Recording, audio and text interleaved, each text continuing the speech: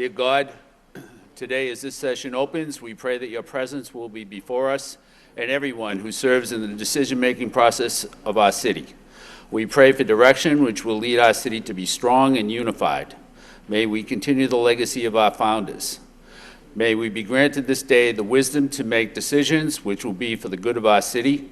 We also pray for your special blessing on all those who are working to transform our city and make it a better place to live and work.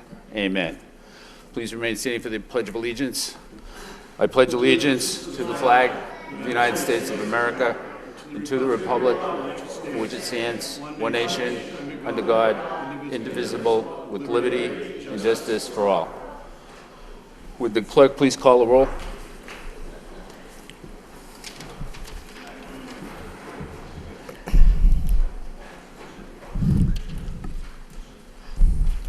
Council Milanazzo. Here. Council Rourke. Here. Council Samaras. Here. Council Belanger. Here. Council Elliott. Here. Mayor Kennedy. Here. Council Leahy. Here. Council Leary. Here. Council Mercia. Here. 9 present.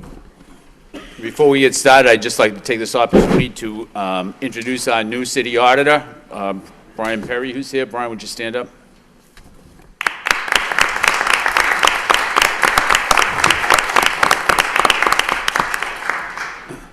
This is Brian's first meeting. Does anybody have any questions for Brian right off the bat? No, You should have been here last week. First order of business will be the minutes of the Flood Issue Subcommittee of March 29th and the City Council meeting of March 29th for acceptance. Thank you. Mr. Mayor, I'd just like to comment and make a statement on that one. Okay. Councilor The Mercia. Flood Subcommittee for acceptance. I received an email from Deb Forgione, the chair of the PCC. I thought she'd be here this evening because she wanted to speak on this. I don't see her in this room. She asked that we do not accept the Flood Subcommittee report, but amend the report because the number that they were looking for as to when the Claybrook floods was never in the report, but was asked of the independent engineers to bring the figures forward that night at the City Council meeting, but it was never in the original subcommittee report. But at the subcommittee meeting that night, when it was discovered that those figures were not in the report, they were provided that night. In fact, Lisa DeMayo, the city engineer, came forward through the deep crowd, and she did provide that. The PCC believes that the 4 questions on the scope of the work were never answered and are not in the report, along with the figures as to what height does Claybrook start to flood. They also feel that sending the figure to the city engineer with no survey data should not be acceptable. In short, the PCC is asking us to not accept the backwater study until the questions are answered from the scope of the services voted on by the City Council. But in my opinion, and I'm not saying that I'm the all-knowing person, I will defer to the city clerk, but in my estimation, what we discussed at the Flood Subcommittee is only what we're going to be reporting to vote on as the report that we discussed. What's in the backwater study or what is not in the backwater study is not relevant to this. It's what we discussed.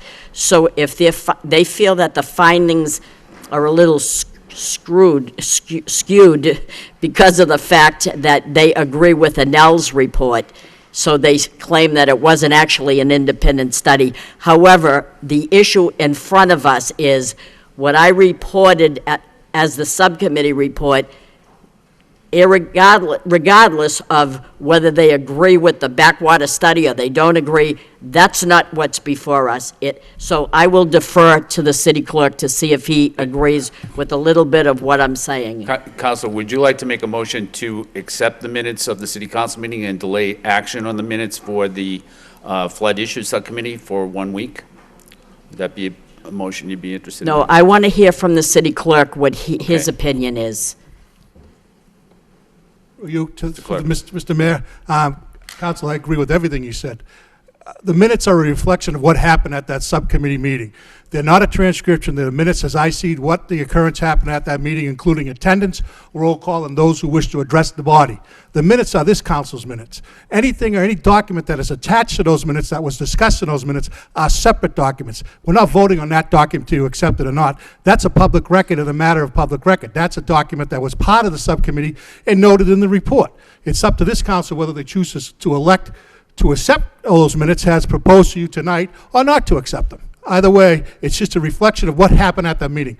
It has nothing to do with the report that is contained in that meeting. That's a separate public document that just happened to be discussed at the subcommittee meeting. Thank you, Mr. Clerk. But what I would do is, I would accept the report subcommittee report as presented, and I will have another subcommittee to, and have, like you said, we will have another one so that we can discuss the questions that they think, that they feel should be answered. But I'm accepting the minutes as Okay. presented. So you've made is it my understanding that you're making a motion to accept the minutes and place them on file for the city council meeting of the 29th and the subcommittee meeting on the same day? Yes. Okay, is that a second to that by Second. Council Milonazo? Discussion on that? All in favor? All opposed? So voted. Council Leahy, did you want the floor? I just, okay, did we already accept that then? Yeah. Okay, I just wanted to ask for a point of personal privilege to bring up comments that were made against Counselor Mercia this week. Go ahead. Okay, I don't need a second, okay.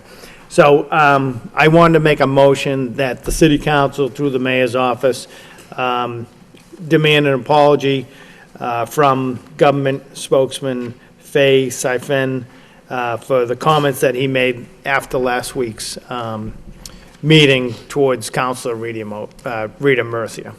So that's my motion. Okay. I thought you were just going to speak on personal Okay, privilege. But if sure. you're going to make a motion, then we suspend the rules by All general right, that's consent. fine. Is everybody okay with that? All right, so we have a motion by Council Leahy and seconded by Council Elliott. Discussion on the motion. I just thought that the comments obviously were out of line, and there's a lot of discussion in the city, and I'd just like to make it formal. Okay. Any further discussion? Roll call on the motion? Council Milonazo. Yes. Council Rourke. Yes. Council Samaras. Yes. Council Belanger. Yes. Council Elliott. Yes. Mayor Kennedy. Yes. Council Leahy. Yes. Council Leary. Yes. Council Mercia. I guess yes. 9 yeas. I don't think it'll ever happen, but I guess yes. Thank you so much. All right, now we have communications from the manager. We have, Mr. Mayor, yes. can I get back to the flood subcommittee and say that to those in Pawtuckettville, the PCC, I'm accepting these motions as presented, as we discussed it. That is not to say that I'm not going to revisit this again.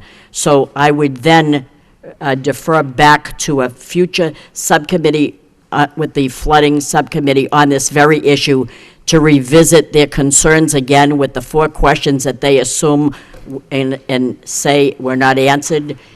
And we will get back to that again. I don't want them to think that we're not going to follow through and look again. But Mr. Manager, did you want to be heard on this? Yes, I reached out to Debbie Forgione yesterday, and I asked her to email me specifically the 4 questions that they wanted responses to, and Yes. she emailed me those 4 questions, and I'm following up with the responses, and I will provide those responses and let everybody know what they are. okay, thank you very much. Thank you. Council Milonazo? On that issue, the minutes are quite clear that that was the motion that was made by Councilor Mercier and seconded by Councilor Rourke, that it be referred to the city manager to meet with the neighborhood group to get those questions. So, again, it's already in the minutes to do that, so I think we're on track. Good, thank you. Okay, back to communications. We have communications A through C. The first one is preventive maintenance program for the Lowell school buildings, and that's informational communication from the city manager. Any discussion on item A? Council Leahy. Thank you. Through you to the manager. So I read the response, but I thought the school department would have given us a little bit more information on smaller things like the ceiling tiles and holes in the walls and broken things like that. I know that they eventually get to them. Are we working, and I know we are working with them, but I'd still like to see us try to come up with a more effective way to change out the tiles and still, instead of waiting for a 25 to a pack or 20 to a pack to be out, you know, when there's 2 or 3 out, they should be changed. And same with small holes here and there and problems with the flooring. So I just want to make sure that we don't drop the discussion and we keep working towards that goal of trying to be more efficient in taking care of the minor problems before they become big problems in the schools, so. And this has been going on for years and years, so. It's Thank been- you. No, probably, I think it was probably about a month ago, or more than a month ago, is that we met with the school department. We came up with a list of repairs that needed to be done. We submitted that list to the city council, and I can happily report to you that we've done 75% of those items so far. So, and then we have a process where when we get new requests, we put them on that list by priority and follow up and get them done. But the school committee is quite happy with the job that we've been doing, keeping up with those repairs. And ceiling tiles was one of them. Remember, I said I think I could even replace a ceiling tile. It should be done pretty easily. So we have done that. And this was more towards preventive maintenance, like what they do before the ceiling tile gets undone. So there's 2 separate reports. So if you'd like us to reissue that other report, we'd be happy to do that relative to the repairs that have to be done. All right. And what we've been doing. Okay, thank you. Council Leary. Councilor Leahy and I both attended, like, they had a school committee facility subcommittee meeting last Thursday, and they did present, like, their position in terms of actual number of tickets that are outstanding. And I think they were very favorable responses regarding the plan that you have in place, your administration has in place to fix things, I guess, for lack of a better terminology. But one of the things that did come up that what Councilor Leahy is articulating is that these ceiling tile issues, some of them seem to go a little longer than they probably should. And they're not like, 25 tiles to a pack like Mr. Leahy's saying, but there were some instances where we probably need to get a little quicker on it. But they did also point out some things that I don't know if we have had a chance to even think about it. And some of the things they've done in the past were actually for basic cleanup in different times of the year, whether it be beginning of the school year, where they'd actually have allowed teachers or parents to come in and do painting jobs, in addition working with the union. Something, city manager, if you could actually work into that to see if that's a possibility. It's basic sprucing up management, if you will. What's happened in the past, several years ago, the union would be allowed to get certain amount of overtime hours to come in and do basic maintenance, then the teachers would be able to paint their room. Some simple things like that. But I think overall that meeting was a very good meeting in terms of the way you've worked, your folks have worked with the school side. I think the big cleanup we're looking for is April school vacation, where the high school, where a lot of the biggest building in the city, we'll have a lot of things fixed up at that point in time. So if you could take a look at that to see if that's feasible, and if it is, it did work out pretty nicely, working in conjunction with the unions. Thank you. Thank you. Any further discussion on item A? If not, we'll move on to item B. Item B is the National Park Service Centennial.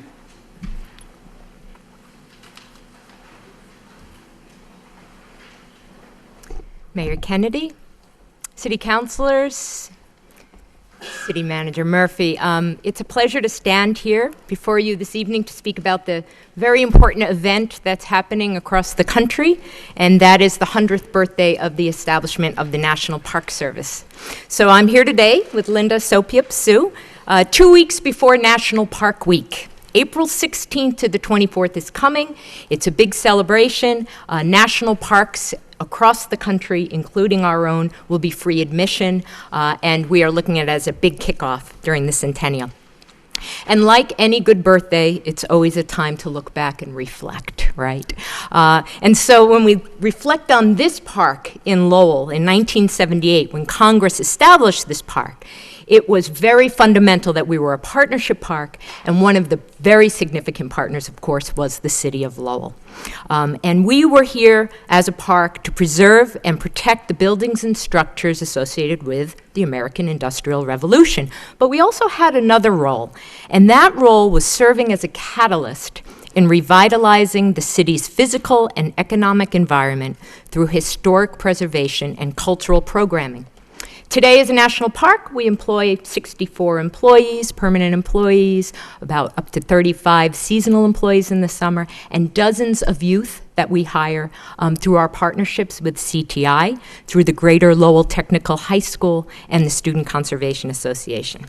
So in reflecting, we have a lot to celebrate together. And I'd just like to take a few minutes to go through a few things before Linda comes up and talks about our programming. And I'll see if this works.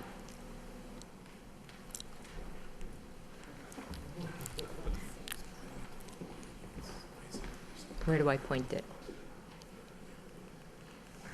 I'll take care of it. Okay, so I'll just start. So, including projects, restoration, rehabilitation projects that are currently underway in the city of Lowell, this year, 98% of the 5.3 million square feet of mill space within the city's historic district will be redeveloped at the investment of $657 million.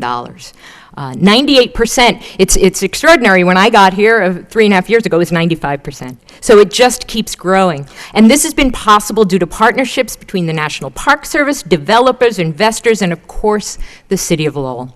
And I would just like to give a shout out to an important player in this effort, and that is the city's own historic board, which preserves the unique and authentic character of this historic city through design review and technical assistance on both rehabilitations of historic buildings and also new constructions. Since 1984, the Historic Board and the National Park Service have worked collaboratively to help developers access over $530 million in federal historic rehabilitation tax credits, which to date have benefited over 45 projects in this city. So the Historic Tax Credit Program, the Federal Historic Tax Credit Program, is run by the National Park Service in Washington. And so we work at the local level to help developers through that process. And because of that, as we all know, we've transformed historic buildings throughout the city into apartments, condominiums, artist galleries, live workspaces, health centers, charter schools. The list goes on and on. And in addition to buildings, the park and the city and the state have worked collaboratively to make our waterways, our canals, and our rivers accessible, thereby contributing to the city's livability. Together, and this is astonishing, we've invested more than $51 million in the canal and river walkways and related infrastructure improvements. 16 million of those came from the Department of Interior appropriations, and another 16 million from the federal public lands highway funding. Most recently, the National Park Service authorized over $3 million to the city of Lowell to expand the Riverwalk, and we're working on that project right now with the city. So I would be remiss to add our new excitement around revitalizing and activating the canals. And thank you to the city for lighting the canals along the Lucy Larkin Park, and organizations like the Lowell Heritage Partnership and Made in Lowell and UMass and the Community College, which are working together in Middlesex to program these canals with us. Although the work of the National Park Service is viewed by some as focused on the past, I would argue that in Lowell, the National Park Service has always been focused on the future. 38 years ago, early park and city planners laid out this future for this city that put it one step ahead, as we all know, of many gateway cities. And because of it, Lowell has transformed. With more than 400 buildings restored, the table is set. As UMass Lowell and Middlesex Community College expand, over 500 artists reside here, our stadium, arena, and repertory theater thrive, while Lowell continues to welcome immigrants and refugees from around the globe. Together we stand, looking towards a brighter future. So the National Park Service, with the Centennial, is looking to the future. One of the national goals for the Centennial is to connect with and engage the next generation of park visitors, supporters, and advocates. And To do this, the National Park Service is in partnership with the National Park Foundation, and they're launching, and we'll be seeing it soon, a national campaign. They've actually hired a Madison Avenue firm. There's going to be TV commercials, ads. I actually was driving on the Lowell Connector in November and saw one of the Find Your Park ads on the billboard in Lowell. So they're reaching across the country, and we too are capitalizing on this. We're starting to design our banners. You're going to see them going up around the visitor center, the Lord Overpass, with the city's permission, of course. We're going to be celebrating and capitalizing on this big campaign that should increase visitation and bring more people than ever, particularly to the Commonwealth, where there's 16 national parks. So as we continue to look to the future, Lowell will capitalize on the campaign. We're going to focus the centennial year on empowering both new and familiar audiences to explore Lowell's past and present, to make personal connections with the meanings of Lowell, and to become more informed and active members of their community. And to talk more about how we hope to do this, I'm going to ask Linda to come on up. Thank you, Celeste. Good evening, everyone. I'm so excited to be here because I get to talk about all the great programming that we have in store and have already put in place. So the question is what is Lowell doing for the Centennial? Well, the Centennial is here. We already have a quarter of programming under our belt. In your folders, we have given you a comprehensive list of things that have already happened. And I'm here just to highlight a handful of things that are going to help us reach folks at the national, regional, and local level. So starting with some national efforts, we currently have, we just actually closed a call out for artists for a exhibit that's going to be in collaboration with the Brush Art Gallery here in Lowell. The exhibit's called Telling America's Stories, 100 Years of the National Park Service. It was an open call to artists from across the nation and will be on display. There is a card in your folder for the exhibition dates from May 7th to June 10th, with a closing reception on June 5th, which happens to be the Lowell National Historic Park's birthday. So there's a lot of dates to remember this year. So far, we have the 100th birthday of the National Park Service, and then on June 5th, we have the birthday for the Lowell National Historical Park. This year also happens to be the 30th anniversary of the Lowell Folk Festival. That is the largest, longest running festival in the country that is free. This year we really focused on bringing artists of multi-generational performers. So you're going to see performers on stage that have young people, their parents and their grandparents on various different folk performances that really are thinking about how are we connecting with the next generation. The Songus Industrial History Center is celebrating its 25th anniversary. This is our education arm of the National Park. This is a partnership program with the University of Massachusetts here in Lowell. It's reaching over 250,000 students and adults thus far.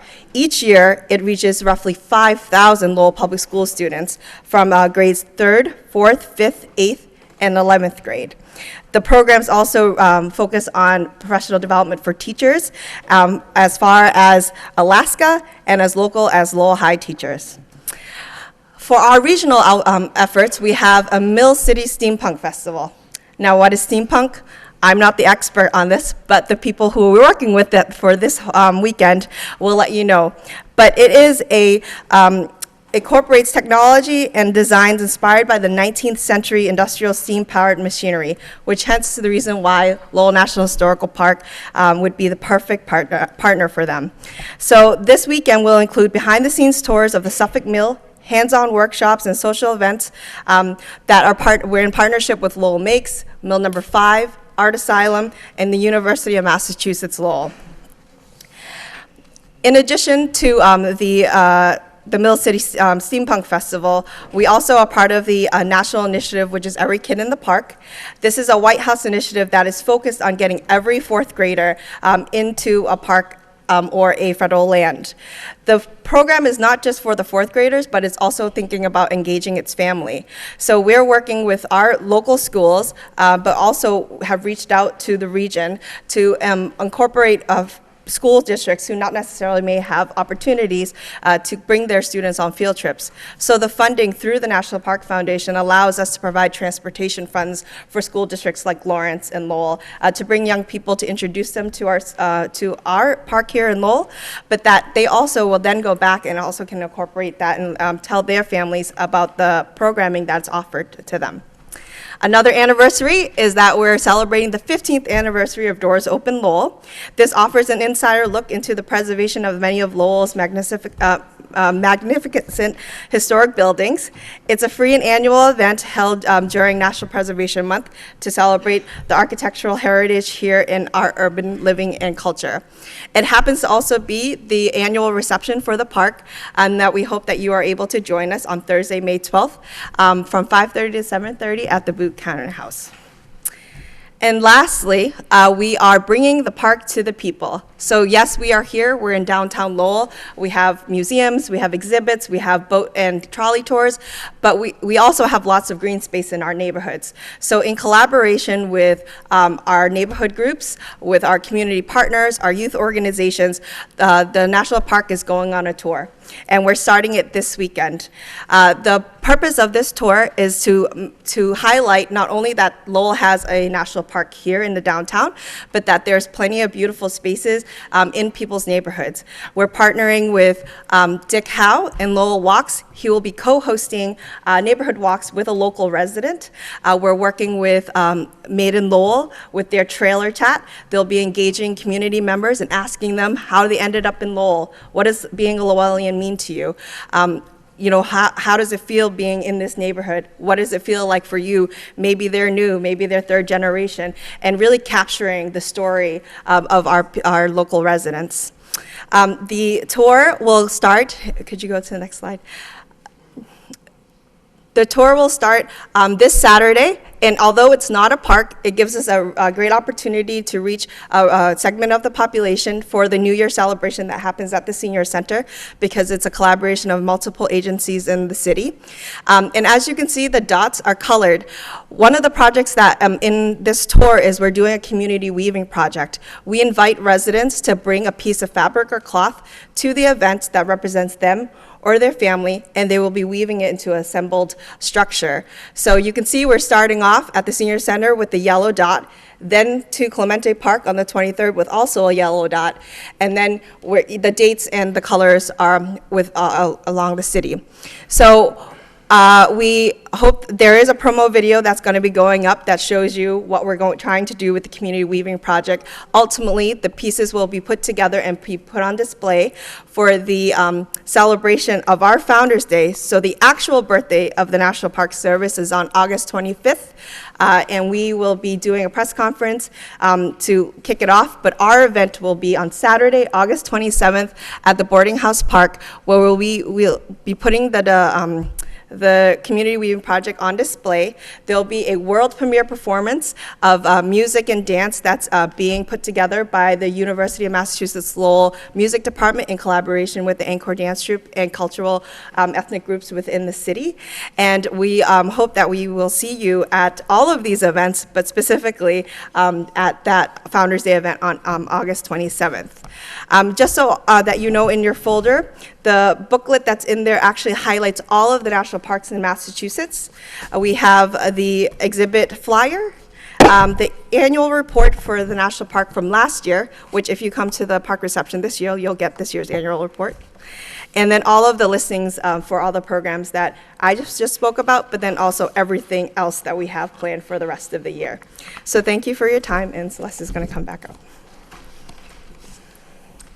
And I just have one final thing, and this was a visitor comment. We get visitor comment cards that people fill out after they visited the park, and I just wanted to read it, and it says, this individual is from Pennsylvania, and he wrote, over the past 10 years, I've been from San Juan to Yellowstone, Cape Lookout to the New Mexico missions, and while many have moved me, Lowell has moved me in a way no other park has.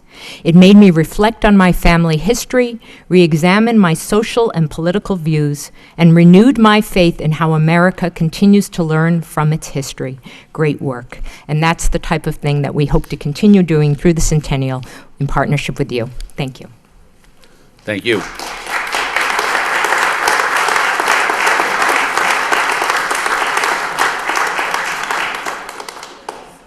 Any discussion on item B?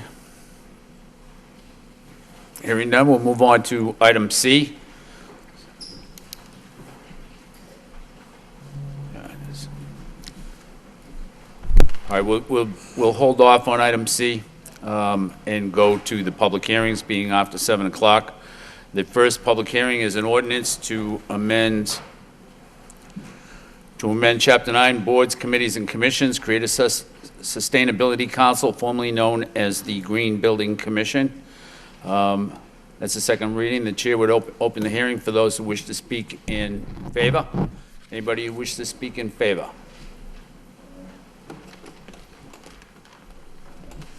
Hi, my name's Giovanni Baez-Rose. I'm the City of Lowell Neighborhood Planner. I've been working with the Green Building Commission since starting my position in 2013, and I'm really happy to be here today to speak in favor of this name change. It's been clear to me since the very first day of working with the group that they're focused a lot more their focus is a lot broader than just bricks and mortar building development, that they are and have been focused on general sustainability. Having this name change, I think, is a better reflection of what the group is about, the issues that are important to them, and the conversations that are ongoing within the group. They're helping to bring like-minded people in the city together to discuss important issues about sustainability, to try to educate people in our community about why sustainability is important to them, as to our city as a whole, why we should be talking about these things. And transitioning from the Green Building Commission to the Lowell Sustainability Council, I think clarifies to people why that group is having this conversation, instead of people wondering sort of, why aren't they just talking about buildings? And so I just think it better reflects what they're doing.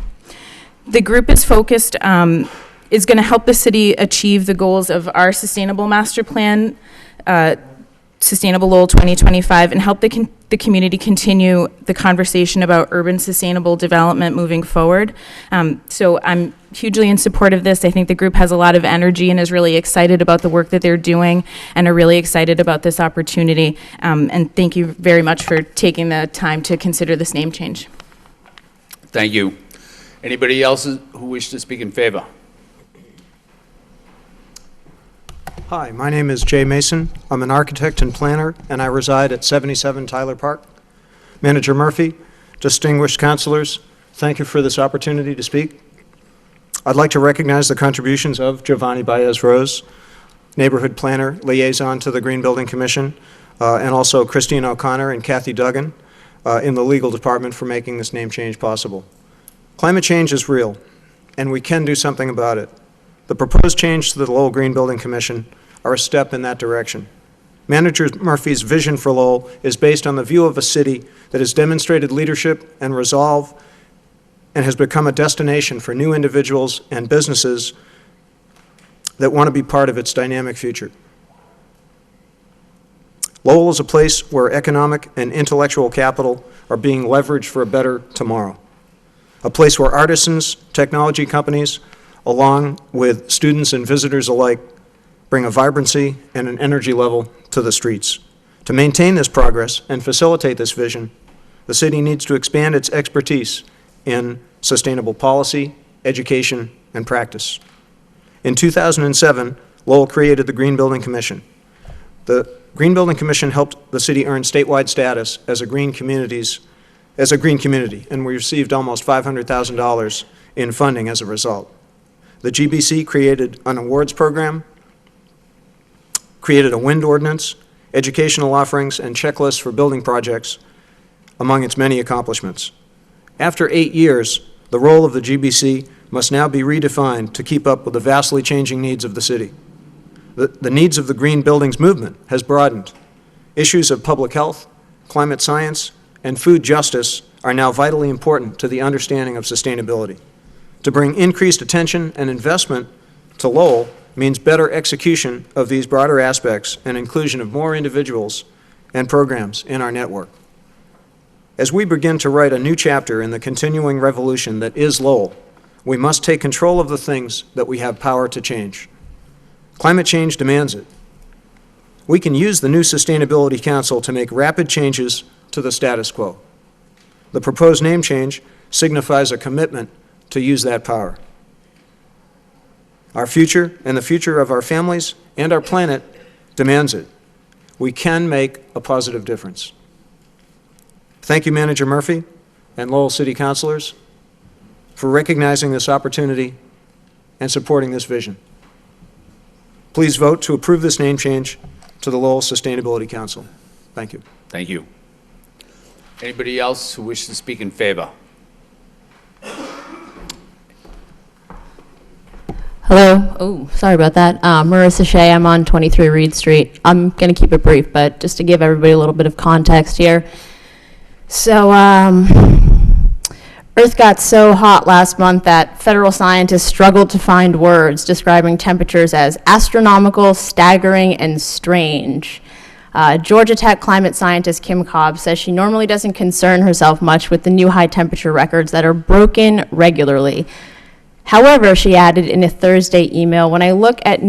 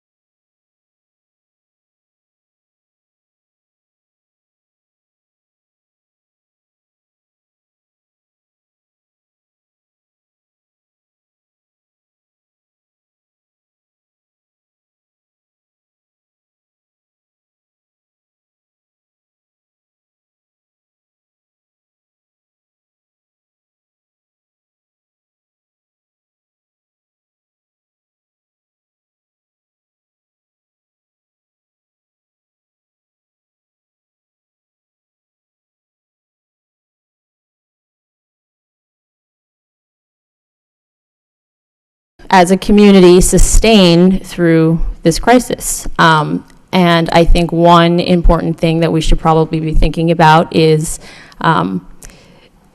somewhere in our local government having a group of people that are primarily concerned with issues of sustainability. And we are fortunate to already have that group of people working with us, and they are the Sustainability Council, who right now is thinking about sustainability in new architecture, new construction, in lighting, in education, in, food. All of our city decisions, we need to be considering sustainability. And so, I don't know, I think that we're really lucky and fortunate that the Green Building Commission has already laid the foundations for doing this work. And I'm really excited that they are excited and willing to continue and expand their mandate, so not just focusing on buildings, but focusing on everything. Thank you. Thank you. Anybody else who wishes to speak in favor? Thank you, Mr. Mayor. My name's Derek Pilat. I'm a resident of 58 West 6th Street in the Centerville neighborhood. That was beautifully put. My speech is pretty much done, but I'm here to speak in support of the vote to rename the Green Building Commission the Lowell Sustainability Council. And we've all realized that climate change is more than how we build our homes and our offices. The Green Building Commission had a specific focus, green building design, but our focus is growing to equal the size and the scale required to combat climate change. And I'm a relatively new member of the Green Building Commission, but I've quickly realized the depth and experience gather every month to talk about a sustainable Lowell. And my favorite part about environmental community work is that the people who do this are self-selected, not working for any salary or monetary reward, but just that we might create a collective vision of how we can live and thrive together. And that vision includes our business owners, our poor, our workers, our homeowners, our homeless, our minority and majority groups, our engaged and disengaged community members, our families, our students, our city government officials, and our activist communities. The Sustainability Council is well managed with intelligent and determined volunteers trying to do the very best that we can with and for our neighbors. And for those watching at home, I don't know where the camera is. Is it that way? I would encourage you to look up when our monthly meeting is, when the monthly Sustainability Council meeting is, and come and contribute what you think a sustainable Lowell would look like. Thank you, City Councilors and Mr. Manager, and please vote in favor of this name change. Thank you. Is there anybody else who wishes to speak in favor? Anybody else in favor? In favor? In favor? If not, we'll close the hearing on behalf of the proponents and open it up for those who wish to speak in opposition. Is there anybody who wishes to speak in opposition? In opposition? Opposition? Opposition. Close the hearing for the opponents and open it up to the council. Do we have a motion from the council? Move to approve. Motion to approve. Motion approved by Name change.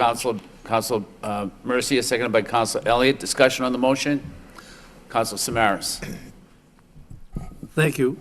Thank you. I want to thank the people for coming here. This, to show support of this program, will show our commitment to making Lowell a better place and improving the quality of life. And the way I look at it, there are so many things that are happening in Lowell at this particular point, being a high-tech city, being a city of the arts, being a college town. We're going in the right direction. And I think this is about quality of life, and I think nationally and internationally, we would be looked at as a place where companies or people would want to come to because of the initiatives like this.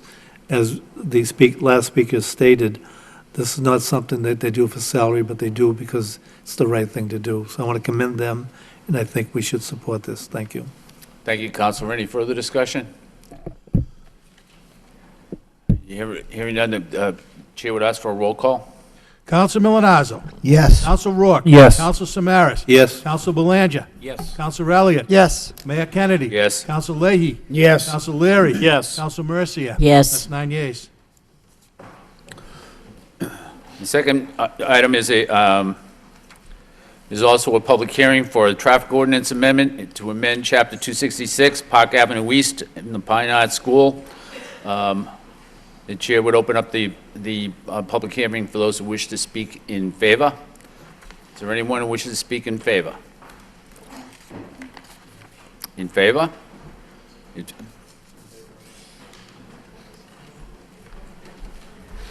Good evening, once again. I'm Sharon King. I live at 98 Park Avenue East.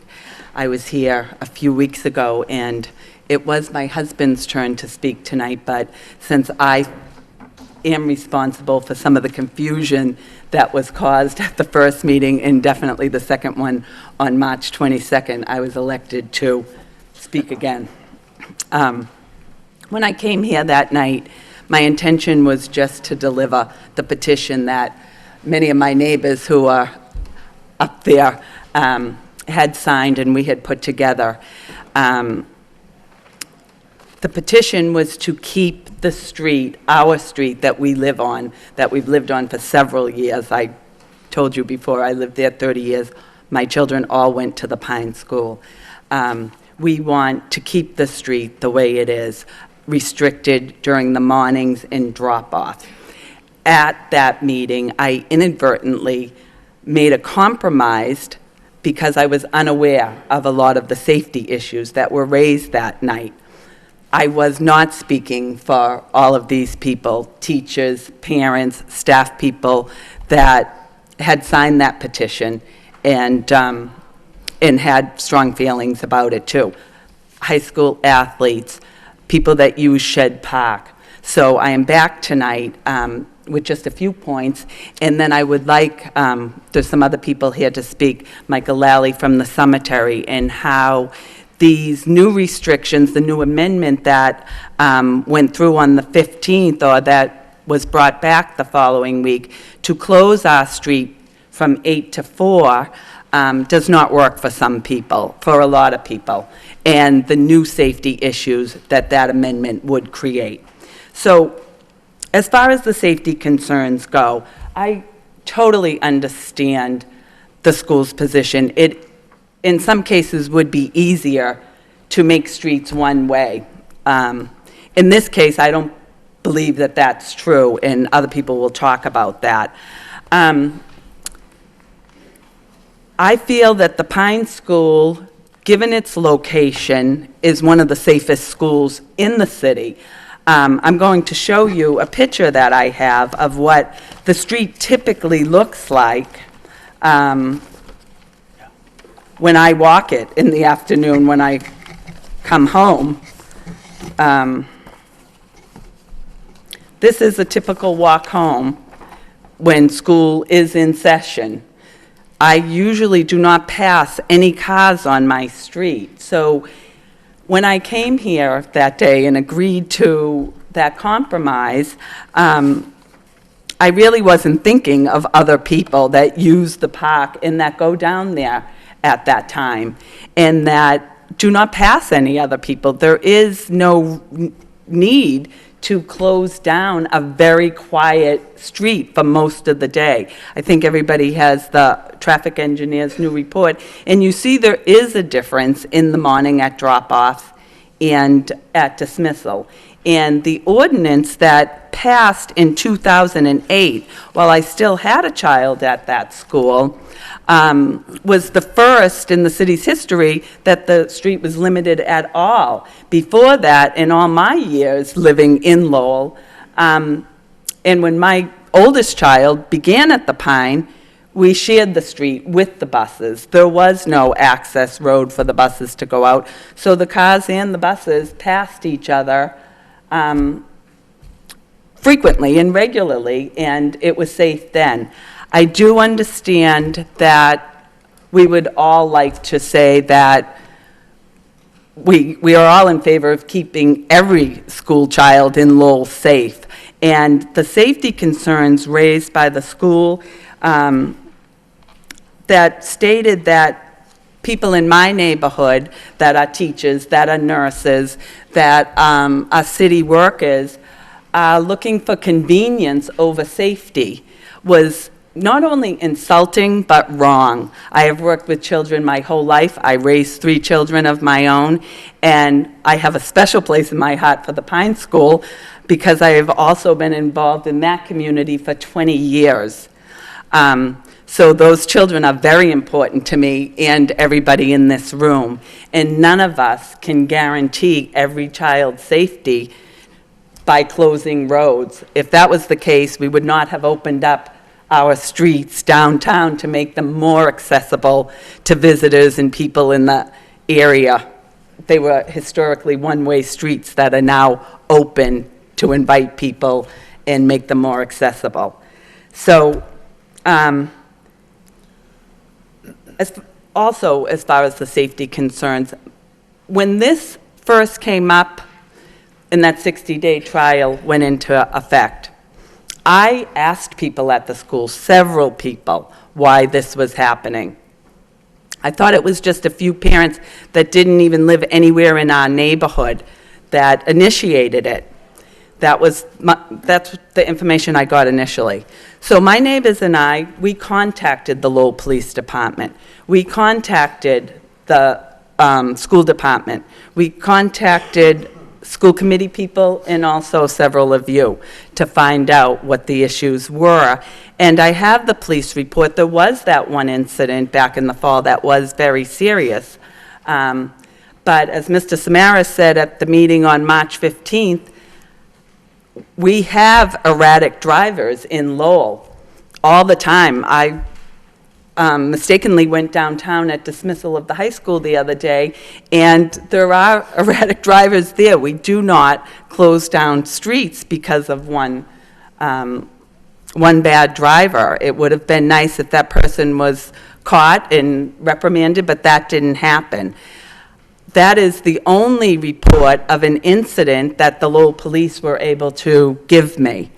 The school department knew nothing of traffic concerns at the Pine specifically. So we did our homework, and so that night that I came and spoke the first time, I was totally unaware. So were several staff that have signed the petition.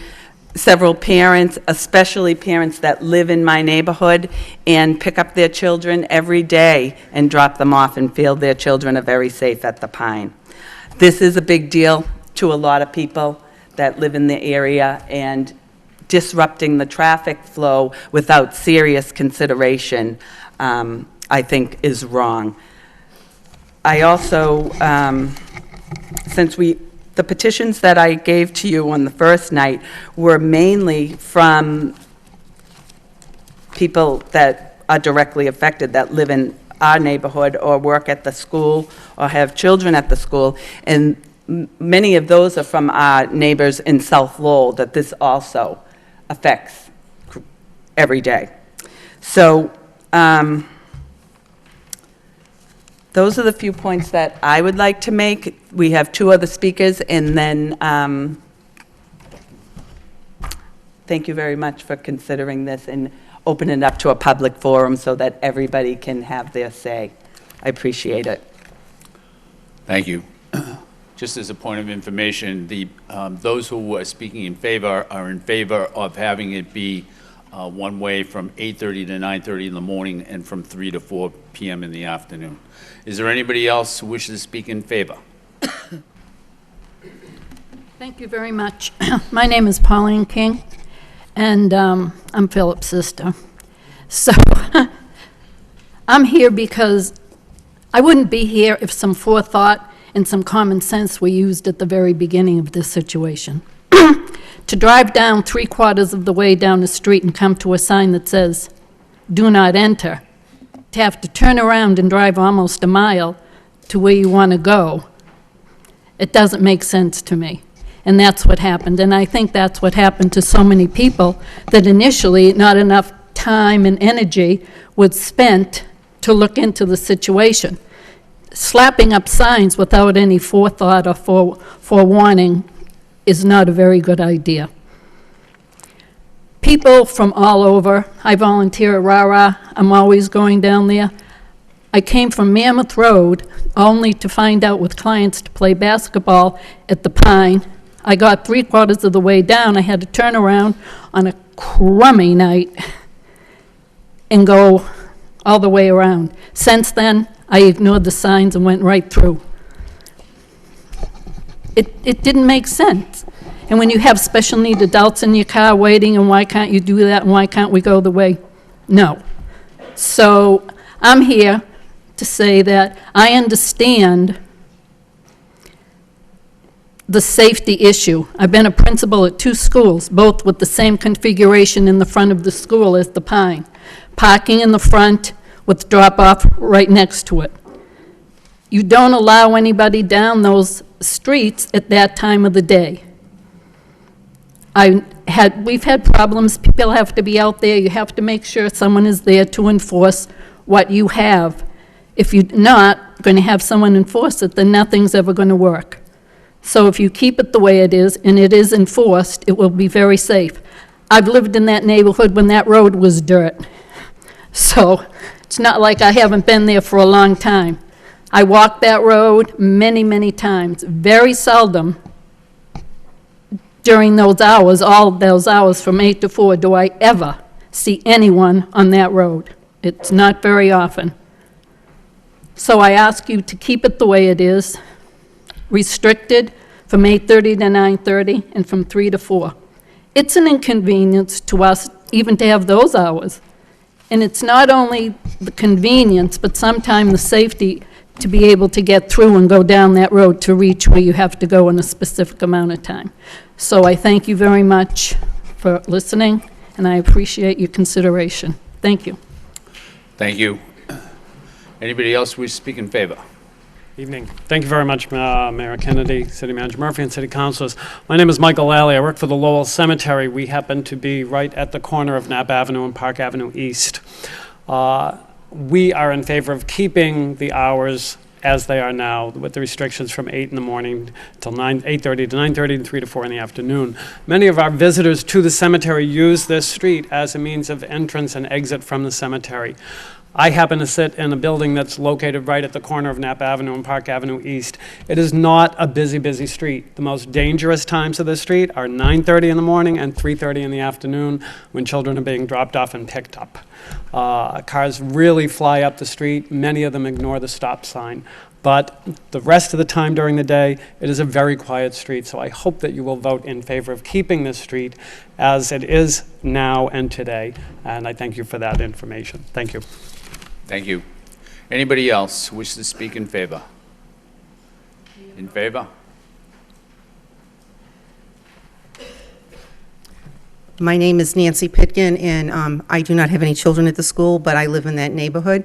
And when the sign went up at the tennis court, everybody was like very, very surprised because it was a terrible place to turn around and go the other way.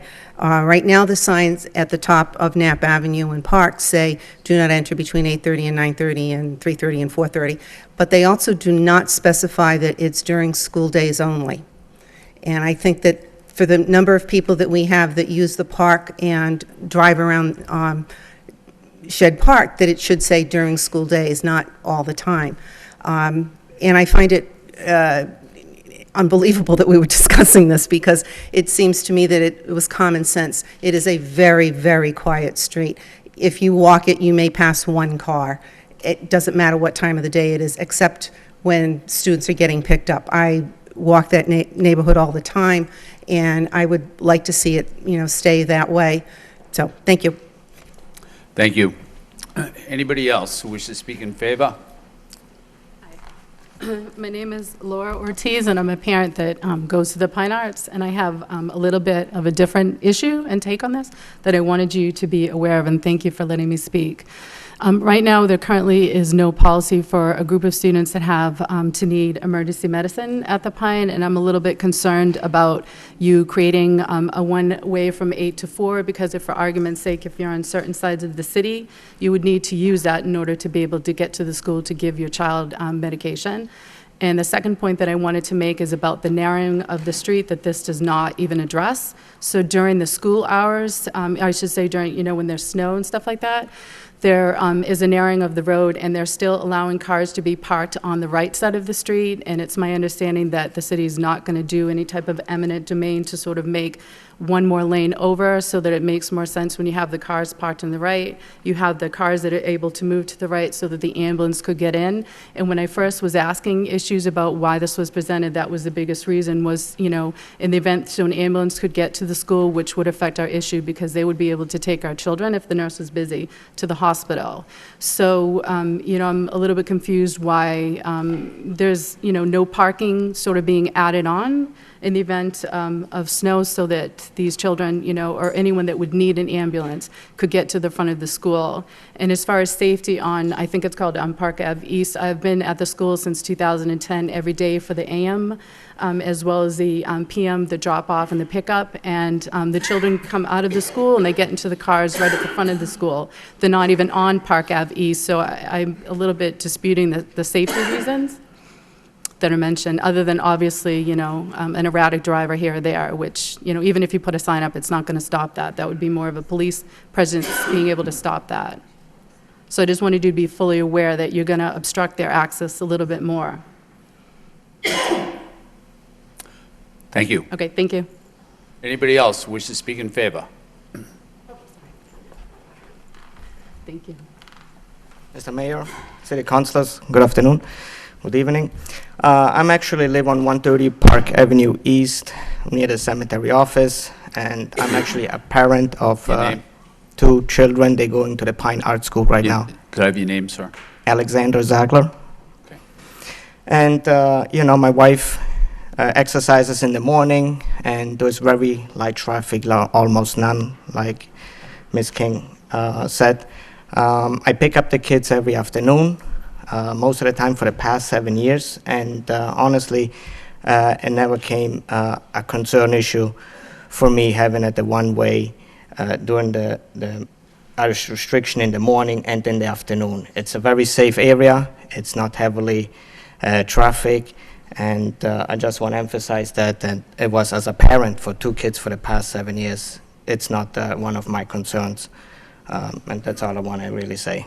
Thank you. Thank you. Anybody else who wishes to speak in favor? In favor? In favor? In favor? Hearing none?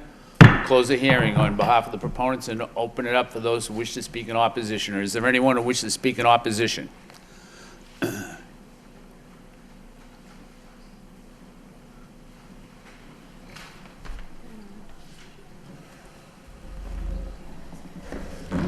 Good evening. My name is Megan Hickok. I live at 239 Fairmount Street. I have 3 children at this Pine, including this one.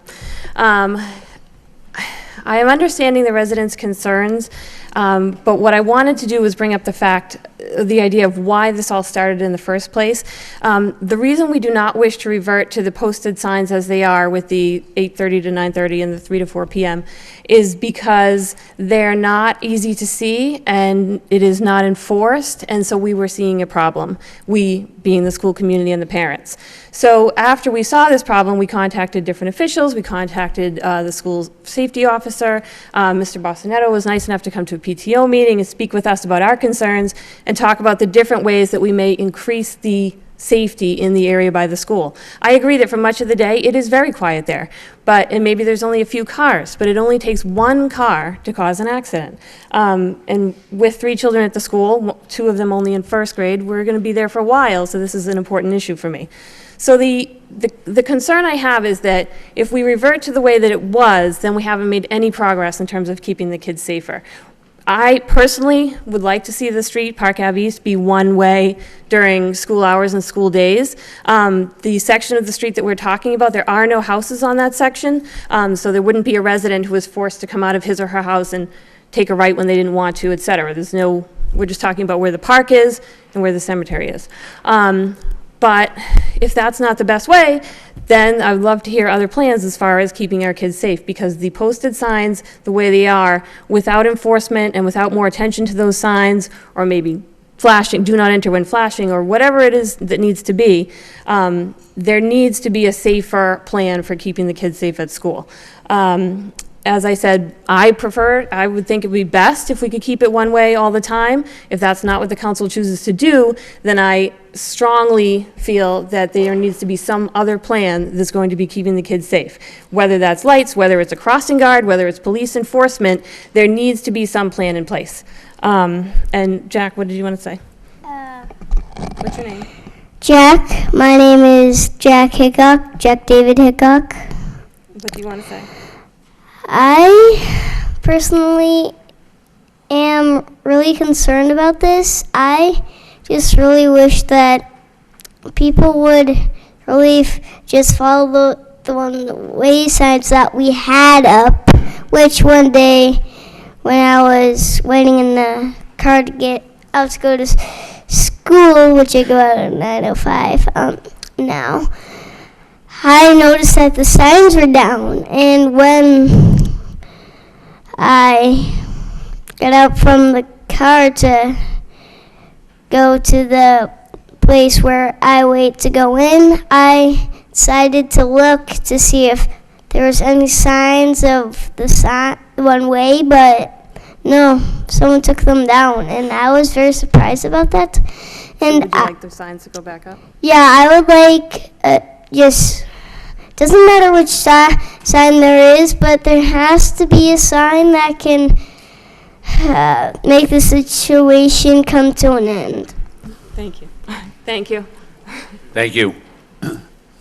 Anybody else who wishes to speak in opposition?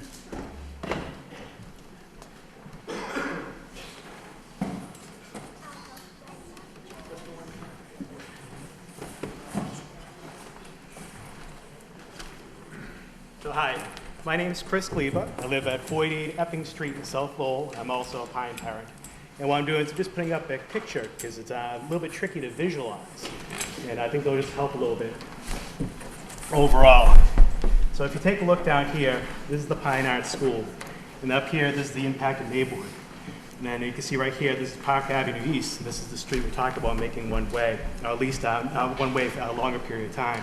And this is Francis McGee Way coming down here. Now the problem that we had that was here before was basically that Pine Art has basically increased enrollment, and then what happens, buses queue up right here, and then also cars come in this way too, and also cars go the opposite way, and also cars can go back out this way too. So basically you have 3 problems. You have mixed flow between regular cars, you have mixed flow between cars and buses, you have students crossing across here, and then the most important part that keeps on getting missed, but I think it was brought up a couple times, there's no police presence and there's no crossing guards. And so what happens, Sergeant Pease and also Engineer Bostonetto did an excellent analysis of the situation. And what happens, if you ever get a chance, just try to reread it. It's both detailed, thorough, thoughtful, and logical. And he goes through a number of different ways to go ahead and try to fix it. One option is to make Park Avenue East one way all the time. Another option was to make Park Avenue East two-way, but then do a number of other changes. So the key part that I want to point out there is he didn't just say, hey, just do the one piece. He said, if you got to do that piece, you have to do this and a number of other things. So if you check out the report, he'll do it. And the part that I'm really worried about with that is that what happens if we choose to only do a couple pieces, it's very much like me going back to going to my house, making a modification. And the engineer says to me, well, geez, in order to support your house, you need both a post and a beam. And I said, well, geez, no, I don't really like posts and beams, so why don't I do nothing? And then we have to compromise and pick and choose, and you say, okay, we'll do a beam with no post. It sounds logical, but the problem is it really doesn't work. You really have to do the whole solution. And engineers Bossino, his design actually was a pretty good solution. And so what I recommend is to go back, do not approve the ordinance as it is. Go back, review his report, and then try and make decisions based upon that. Now, the other piece that I just want to bring up real quick, too, is the neighbors had excellent feedback. And neighbor feedback is extremely important because nobody is omnipotent. What happens, nobody knows the entire situation. And listening to the feedback, I don't quite understand what the issue is. I like some more input. What happens, if you look in this neighborhood right here, making Park Avenue East one way doesn't create a cul-de-sac. All the traffic can go back out and hit two major roads. The only thing I could figure that having Park Avenue East one way could impact is that there's a trick you can go through here, cut across, then bypass this light at Rogers Street and Boylston Street. That's the only thing I could figure that the impact would be of Park Avenue East being one way. I don't know, I don't live there, so neighbors may know more. I implore to try to describe more what the impact would be. Because when you make a decision, you try to figure out what the impact would be versus what the benefit would be. We clearly define what the benefit would be. City engineers report clearly define what the benefit would be. The school has defined what the benefit would be. We don't know what the impact is other than being able to skip a traffic light. And so with that, I see three ways forward for the city council on this. And it's your choice, obviously. Is either go with the option one of the city engineer's recommendation, make Park Avenue East one-way permanently, or option two, to look at, go ahead and making it, keeping it two-way, but then implementing the other recommendations in addition to it. Or option three, sending it back out for further study on what the impact is, because it's not very clear what the impact is. That's all I have. Thank you. Do you mind if I leave this up for visualization? You can take it down. It's Okay. okay. Anybody else wish to speak in opposition? In opposition? Opposition.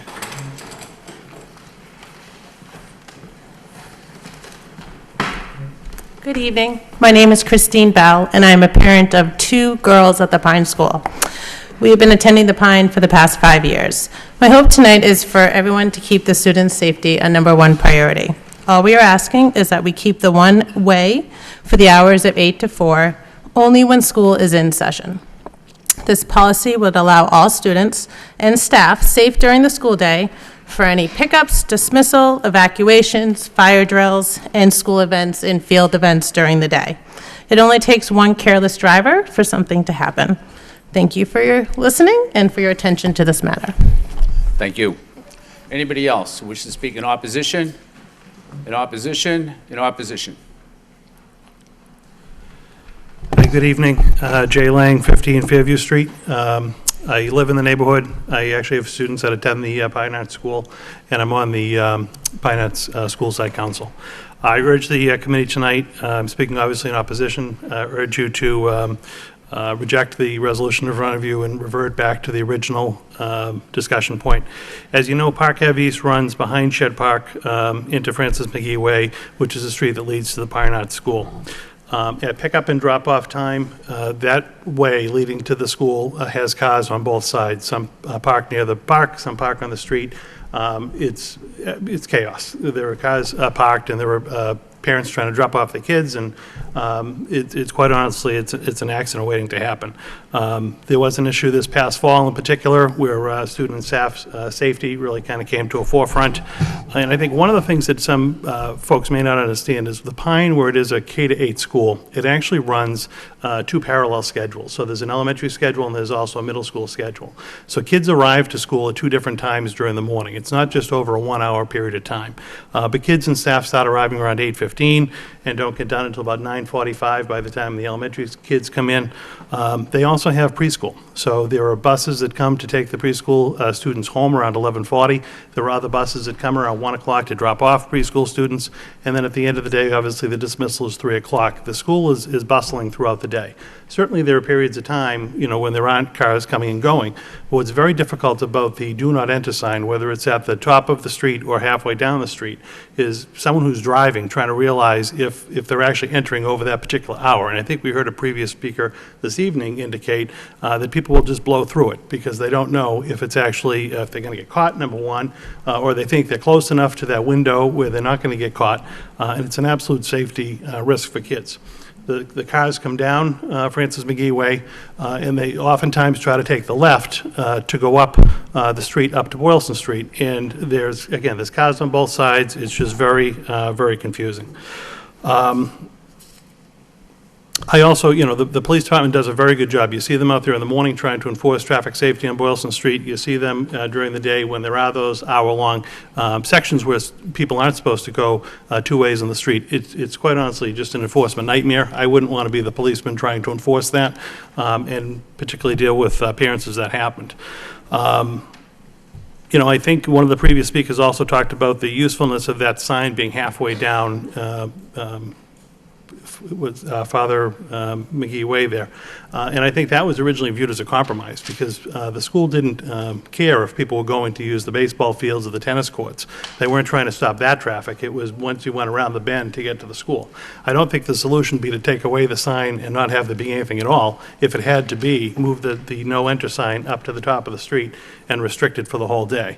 I would certainly support, I would ask you to oppose this. I would support one-way traffic, obviously, just during the school day. I think the school is not concerned about evenings, weekends, and quite honestly, I do view, and I am a resident who often used to cut through that back way to try to avoid the Roger Street traffic.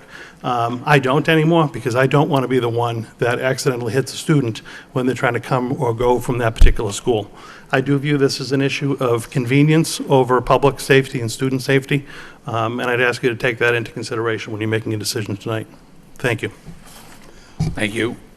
Anybody else wish to speak in opposition? In opposition? In opposition? In opposition. Hearing none, we'll close the hearing on behalf of the opponents and open it up to the City Council. It's a pleasure of the City Council. Councilor Elliott.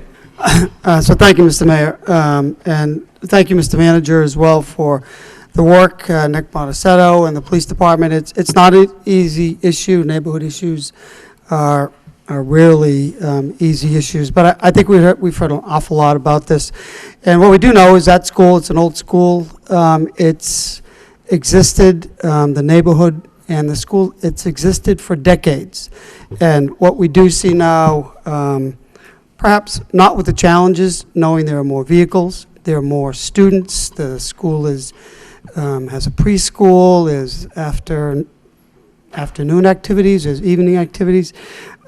But I do think that we can strike a compromise here. I do think enforcement, whether it's at the Pine, the Wang, the Daily, it's clearly an issue at all these schools. We know we're dealing with it in Pawtucketville.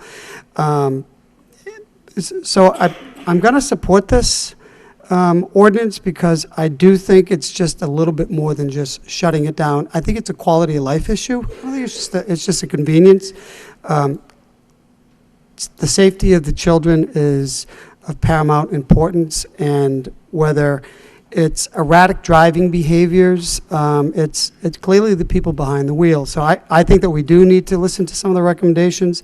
Signage is clearly something we need to take a look at, and whether it's a crossing guard or regular or periodic police enforcement, that's something that we need to take a look at, something that we need to address.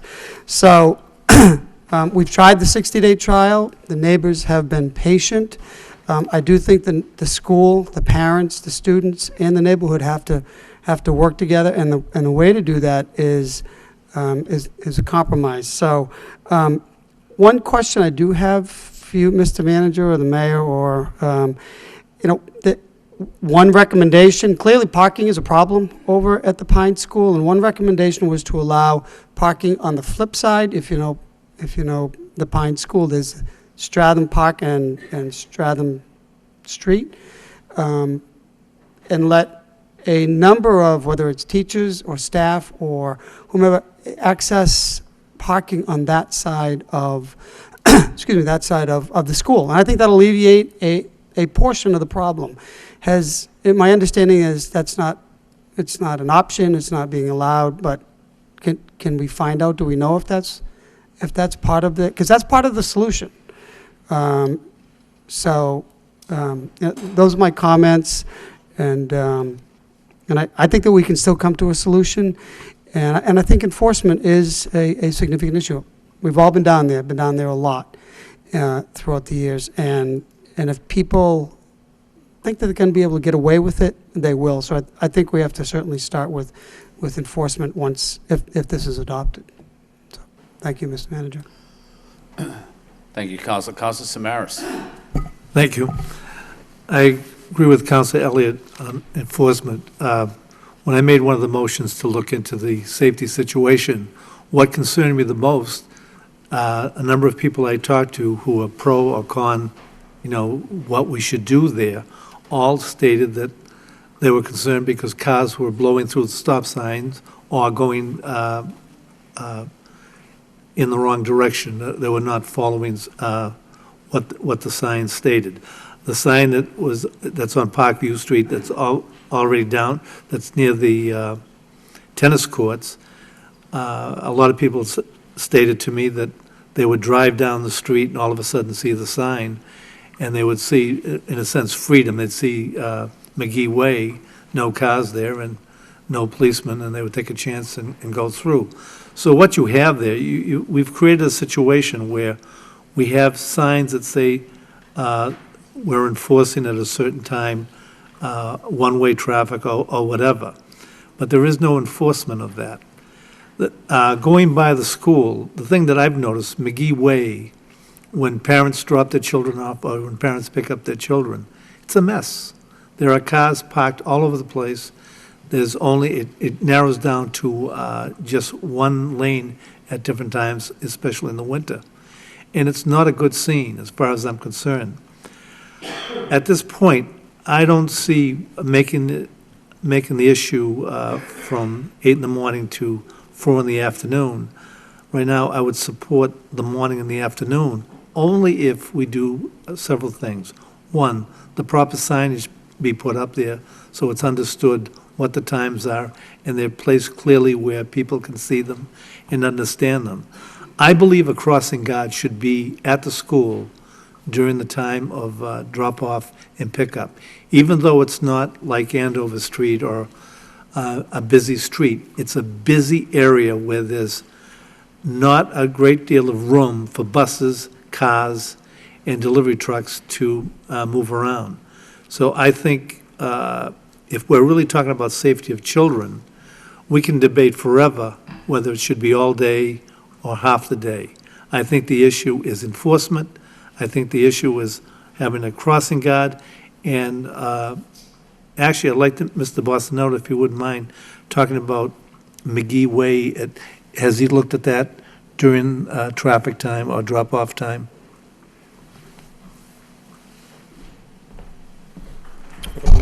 Thank you, Councilor Samaras. Yes, per the request of Councilor Elliott at the meeting on the 22nd, I went out and observed traffic for a little while in the morning and the afternoons. I placed a little handout on your desk. So in the morning, between 8:30 and 9:30, you get about 172 private vehicles, parents, teachers arriving. So about 112 of those vehicles arrive between 8:30 and 9:30, and then the drop-off, what they do is they start, the parking lots get full. There's 3 parking lots there. No, four parking lots there, and they're all full, so people start lining up on the right side of McGee Way, all the way up to Boylston, and then the buses come in, so there's really no room for anybody to come in the other way. However, that one day I was there from 8:30, 9:30, there was one person coming in the wrong way, cell phone, typical. So you had one wrong way, and you have about 25 buses. In the afternoon, from around 3 to 3:30, about 74 private vehicles, cars, minivans. Same thing, they pull up to pick up their kids. Some of them even park out on Boylston. And during that time, I saw 2 wrong-way drivers. Now, this is after we switched the signage back to 8:30 to 9:30, 3 to 4. So, you know, the 60-day expired, we went out, moved the signs back around. And so you had 2 wrong-way drivers in the afternoon. And there's also a lot of people just hiking around from Shed Park coming over to the little Lowell area, you know, not related to the school. So that's what I witnessed. Mr. Buzz, I mean, you've actually given me the information I was looking for. I mean, because I saw it, I just recently took a look and saw what I did see. I taught at the Pine School for 8 years. It was a much smaller school at that particular time. Superintendent Lang is correct, it is a K-8 school, but we have 2 major a major drop-off and a major pickup time. My issue has been and is enforcement, but I also worked at an elementary school in Haverhill, and part of my duty really was as an administrator to be out on the street managing traffic, because what we had, even with the crossing guard, our biggest problem was people not listening or following directions or going the proper route. That's where the danger lies. The danger does not lie in whether we make it all day or half a day and we're responsible. The danger is what we do enforce, but I really think we need somebody at the school to manage the traffic and manage the people, because if you don't, that's where the accident, I mean, I think somebody said it's an accident waiting to happen, and I do believe that. So is it possible for you to review this matter? I mean, some suggestions have been to use Sedgman Street and other streets, and, I mean, just look at what type of pattern would have to be created to, it doesn't guarantee safety, but it does address the issues of the neighbors, it does address the issue of safety for our children, and it makes common sense. Is that possible? I mean, you've looked at this map, I mean, could we make some other adaptations? Well, I think there's a couple issues. First of all, the reason why we put and during the 60-day trial, the reason why we put the signs all the way back to the tennis court is we want people to be able to access the tennis courts, basketball courts all day long. But you understand what it creates, though. I understand what you're saying, but yeah. I've driven all the way down, now do I turn around and go back? Yeah. Yeah, no. I should, but will I? Should have put a dead end sign at the top. Yeah. That's technically what should have been out there. We didn't have a dead end sign, but so that's technically the way it should have been done. The problem with the signage, like the gentleman before, that talked here before, he's actually correct. What happens is when you have these signs that say, you know, 8:30, 9:30, 3 to 4, Monday through Friday, you know, September to June, it's just too much. Signage are supposed to be simple. You pull up, you see the sign, you register what it means. That's what all the signage is supposed to be. When you have a lot of, you know, conditions and you got to figure out what day it is and what time and, you know, are the kids in school, is it a holiday? It's just too much information to process. So from a traffic perspective, we like signs that are simple. So, you know, there's a lot of challenges here that we're trying to compromise here, and, you know, a lot of. So I don't know. I can look at it some more and write some more recommendations. All right, thank you. Anything else, Councilor? No, that's my point. There's no easy answer to this, but I think if we're really concerned about safety, we've got to ensure, help the superintendent of police be able to create a crossing guards position for that area, and also to have more police patrol the area to ensure that people are doing what they're supposed to. I understand what Mr. Bossinato stated, that it's a lot to process, but at the same time, it's the same process from 8 to 4 to also. Thank you. Thank you. There's no motion before the City Council. Councilor Leary and then Councilor Milanazzo, and then I think the city manager wants to comment as well. Councilor Leary. Just a quick question through you to the city manager. I guess it's a silly question. I think you referenced in Councilor Samaras, but is there a crossing guard out on Boylston or in that area at all? I mean, I just, for my own edification, That's the first question. If you're looking at different, like my neighborhood, our neighborhood, you have the Daly and the Bailey. It's a K through 8, two different schools, 2 different times. Folks are leaving, coming and going. It's a mass. If you could drive down Campbell Drive or down Fleming, it is a mass parking lot. It just shuts down, basically. The way they manage it is they have a crossing guard at the Bailey, right sitting there at Westchester and Campbell. They had a crossing guard at Fleming and Campbell for the Daly School. That moved traffic. It had some element of enforcement. I'm visualizing this happening at every elementary school. It must be similar at the Pawtucket and the Wang, different times. You're right on Meadow Street, West Meadow Street, same type of challenges. I think the key is making sure that we do get a crossing guard. Obviously, it's a K through 8. You have a pretty large dynamic. I think that's the first thing, and where you put them. The other, I guess, almost a silly question is you have another access route all the way around. Why are we bringing people back through to come out on McGee to Boylston, or are they actually circling around?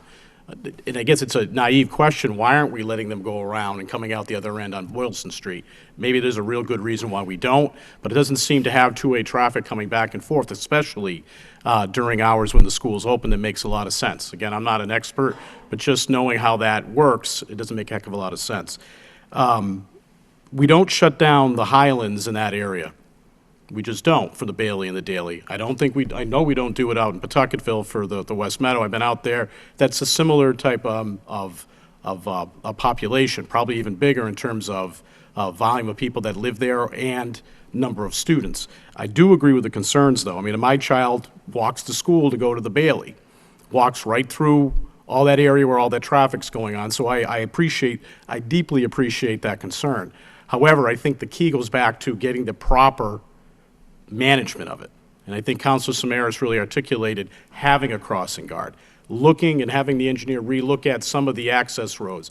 What Councilor Elliott suggested, maybe using the backside of that area. If you look at the Bailey, especially the Daly School, you don't have enough parking for it. Folks are parking on those access roads, the roads leading into the Daly. I assume it's similar in other schools throughout the city.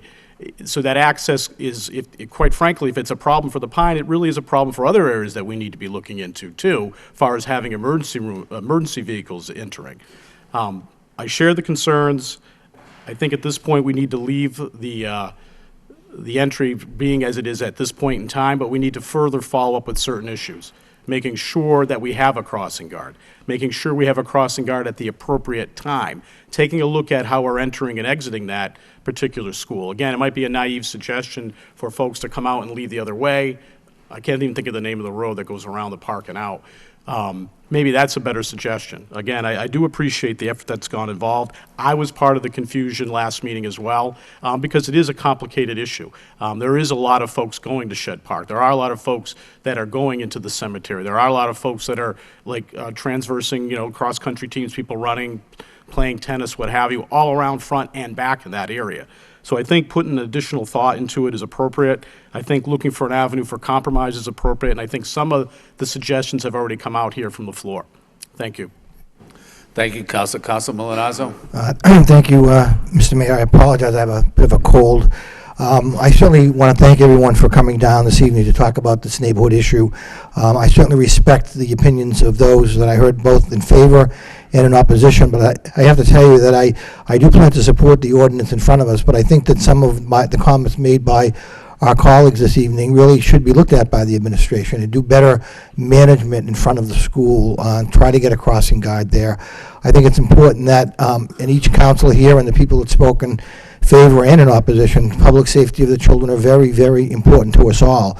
I think public safety in that neighborhood, as I go down there and realize I'm going the wrong way and I turn around and find myself in a densely populated neighborhood off of Park Avenue West where there's some kids playing basketball on the street, and I'm now driving down that way to get back out onto Rogers Street to go back down onto Boylston Street, is a problem in my, again, in my opinion. But I think that with proper management, with the safety of the school children in mind, and the fact that we're just trying to make sure that we're getting the message that the 60-day trial didn't work, and we're trying to come up with what this council, I hope, feels is an appropriate solution, but at the same time, work with the administration to put in safety improvements to enhance not only the people that live in the neighborhood, but obviously the kids that go to the Pine School, that their safety is paramount. So, again, at this time, if you'd like, Mr. Mayor, I'd certainly make a motion to approve the ordinance as presented. Okay, so we have a motion to approve the ordinance as presented, seconded by Councilor Elliott. Discussion on the motion. Hearing none, roll call on the motion. Yes. Council Rook. No. Council Samara. Yes. Council Delange. Yes. Council Elliott. Yes. Mayor King. Yes. Council Lee. Yes. Council Leary. Yes. Council Mercy. Yes. 8 yeas. That concludes the public hearings. We'll now move back to item 3.1C, which is the police feasibility study.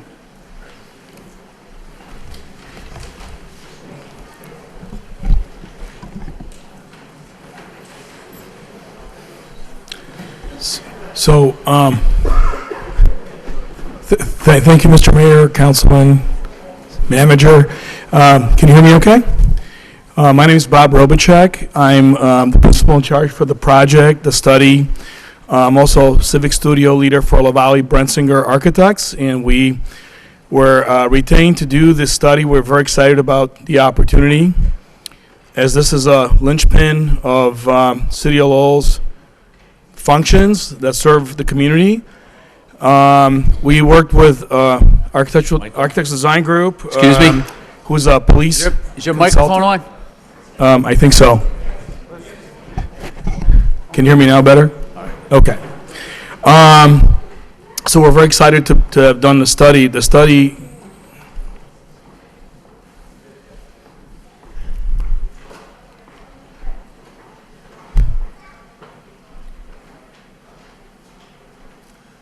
Okay. I have with me Glenn Galrad, also from our firm, from LaValle Brensinger. And like I said, we were a team with Architects Design Group, who's a a national police facilities specialist. I believe that you all have the handout, plus it's on the screen. There's a lot of information to go through. I'll try to move it along as much as I can. There'll be a chance to ask any questions at the end. So I'm going to say next, please. So I'm going to walk you through the process. We were retained in May of last year to do the study. The study dealt with the police department as well as Department of Public Works. And later, thank you, that's pretty loud. And then later also included a combined fleet facility that I'll mention in a few minutes. So just to walk you through the process, we started, it's a very linear process that took a lot of work on both our parts, but also a lot of city staff. We worked with Ralph Snow, DPW director. We also worked with Chief Taylor and his staff, and also city administration, including assistant city manager and his staff as well. We first did programming and space needs assessment of both of those departments, and that was done in July of last year. We then looked at existing facilities at the same time in June, July of last year. And then we looked at, we're looking at sites, and I'll get to that site in a minute. The site had to be quite large to accommodate all these functions, and so it ended up being one particular site. So that was done really in August, September. We worked with a local engineering firm based here in Lowell for that. And we did preliminary concept designs based on the space program, and that was done in August, September, into early October. Then really developed budgets and phasing plans in November, December, and early January, and then the final reports and presentations really in March and April, this being the City Council presentation. Next, please. So the first thing, so this is going to walk you through the police and then DPW, both the initial programming and in the conceptual design. We looked at the police facility. Of course, it's right next door. The building isn't that old, but it had a lot of issues. I'm not going to read every bullet point, but most of all, it was really outdated. There were a lot of deferred maintenance and code compliance issues, accessibility issues. It was undersized for the needs of the town today and to the future based on nationally accepted standards. It had a lot of adjacency issues and unsafe prisoner transfer, the booking area, the Sally Port, bringing prisoners down to a lower level, all those things were very problematic. Inadequate evidence areas, a lack of training space. The department does act as a regional training facility as part of a police academy. So this is just some of the pictures. We had dozens of pictures. We wrote a report on that, which will be in the final binder. So based on that, next please. Based on that, then we spend dozens of hours interviewing all the key departments of the police department and looked at their current spaces, their current needs, and then projected these out to 2036. So we're looking 20 years in the future. We looked at demographic changes and changes also in population in looking at that. So it wasn't just looking at current needs today. So what it came out with was really a police department headquarters building, including all the basic functions of approximately 78,000 square feet and about 8,400 square feet in rolling assets. That's basically a large sort of vehicle storage garage, plus 2 service bays. I'll talk about that in a minute later. 2 vehicle service bays to service the over almost 200, I believe, police vehicles of different types. Including motorcycles, squad cars, etc. And then a fueling facility of 2,500 square feet. That included 44 visitors parking spaces, almost 180 staff parking spaces, and the fueling facility we talked about.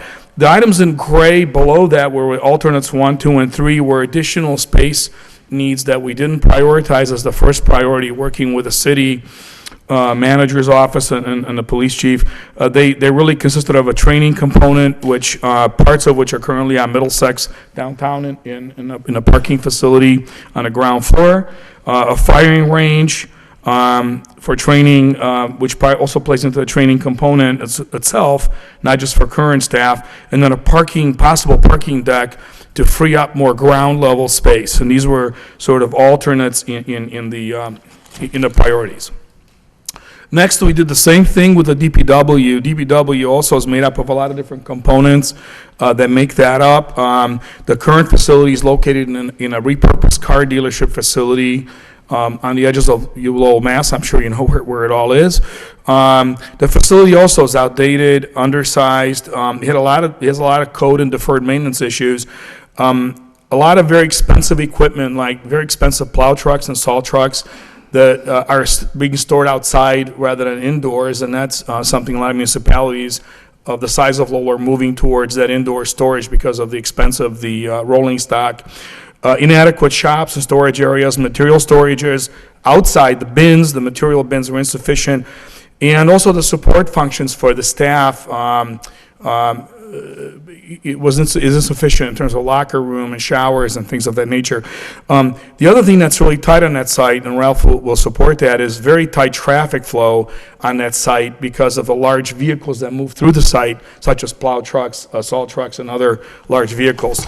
The space program, the way it came out after we did interviews, and also I want to point out that these square footages were very carefully scrubbed and are not by no means sort of a Taj Mahal size-wise. These are functional numbers that are needed to be functional in a modern situation, again, projected to 2036. The complete DPW facility, including all the functions you see listed on the right side of the page, about 51,500 square feet.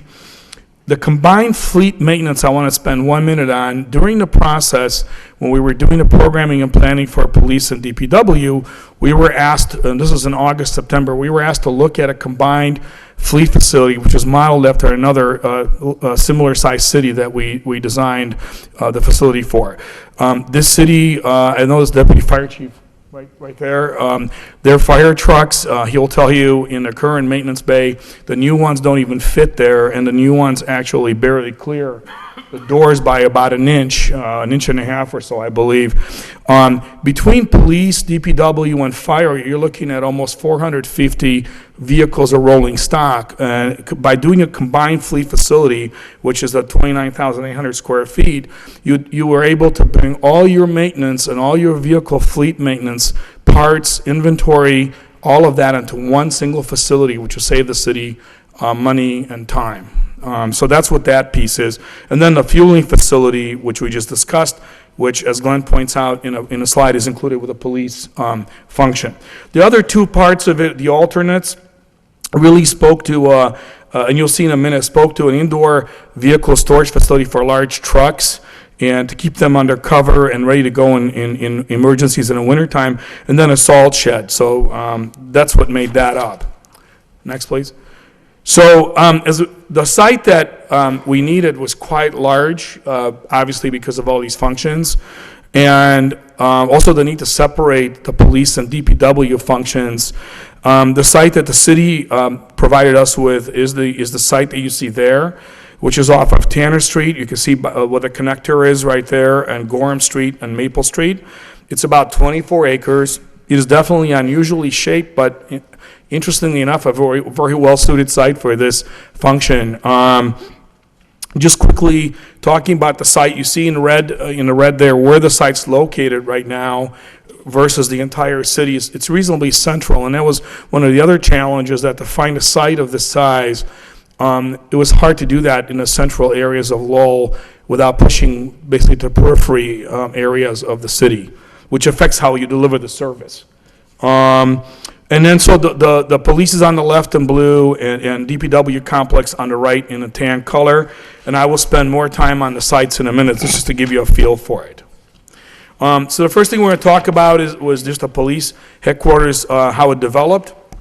And the police site is accessed off of Tanner for the public with a public parking space for 44 spaces. And then the secured police parking shift changes, all of that occurs in the back. One of the problems with the current facility is that it's really impossible because of how it's laid out. Right next door to the city hall here, to have really secured shift changes, officers going out of their cars. It just isn't possible here. And in this facility, which is a modern requirement of law enforcement, this is possible. So the main building, as you see, is that sort of that T-shaped, tomahawk-shaped piece. The rolling stock is the blue. And then we just simply labeled some of the things. You do notice that wherever the access into the secured parking is for police, there'll be gate access, which will be electronically controlled by transponder. Also, you see there what would be a central fueling facility. Right now, there's one right next to us behind the fire station and police. But this new location would provide fueling for all the vehicles for DPW and police, and potentially fire eventually as well. Next, please. Yeah. So the building itself, just schematically, the way programmatically it worked out, is a three-story facility, proposed as 3 stories, and really, without spending great detail on every floor, the building is stacked so that the most public spaces that people would come to are on the ground floor and the front piece of the second floor, and detention, of course, and booking and the Sally Port being on the first floor.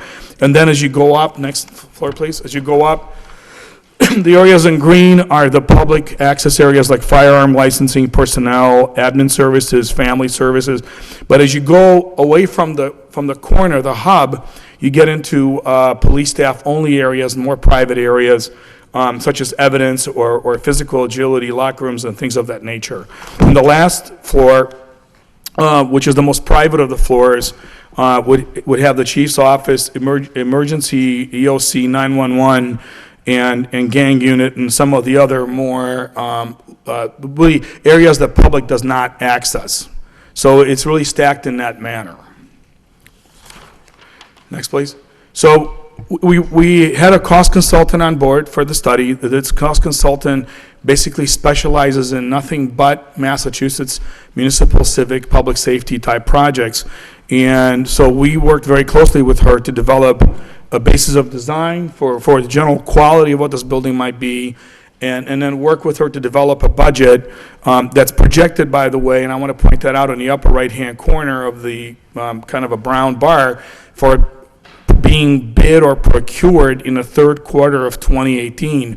So what that really means is that we have a couple of years worth of escalation built into these numbers, and the escalation in Massachusetts, actually, in the last 2 years, has been pretty significant in construction costs on an annual basis, so that's taken into account.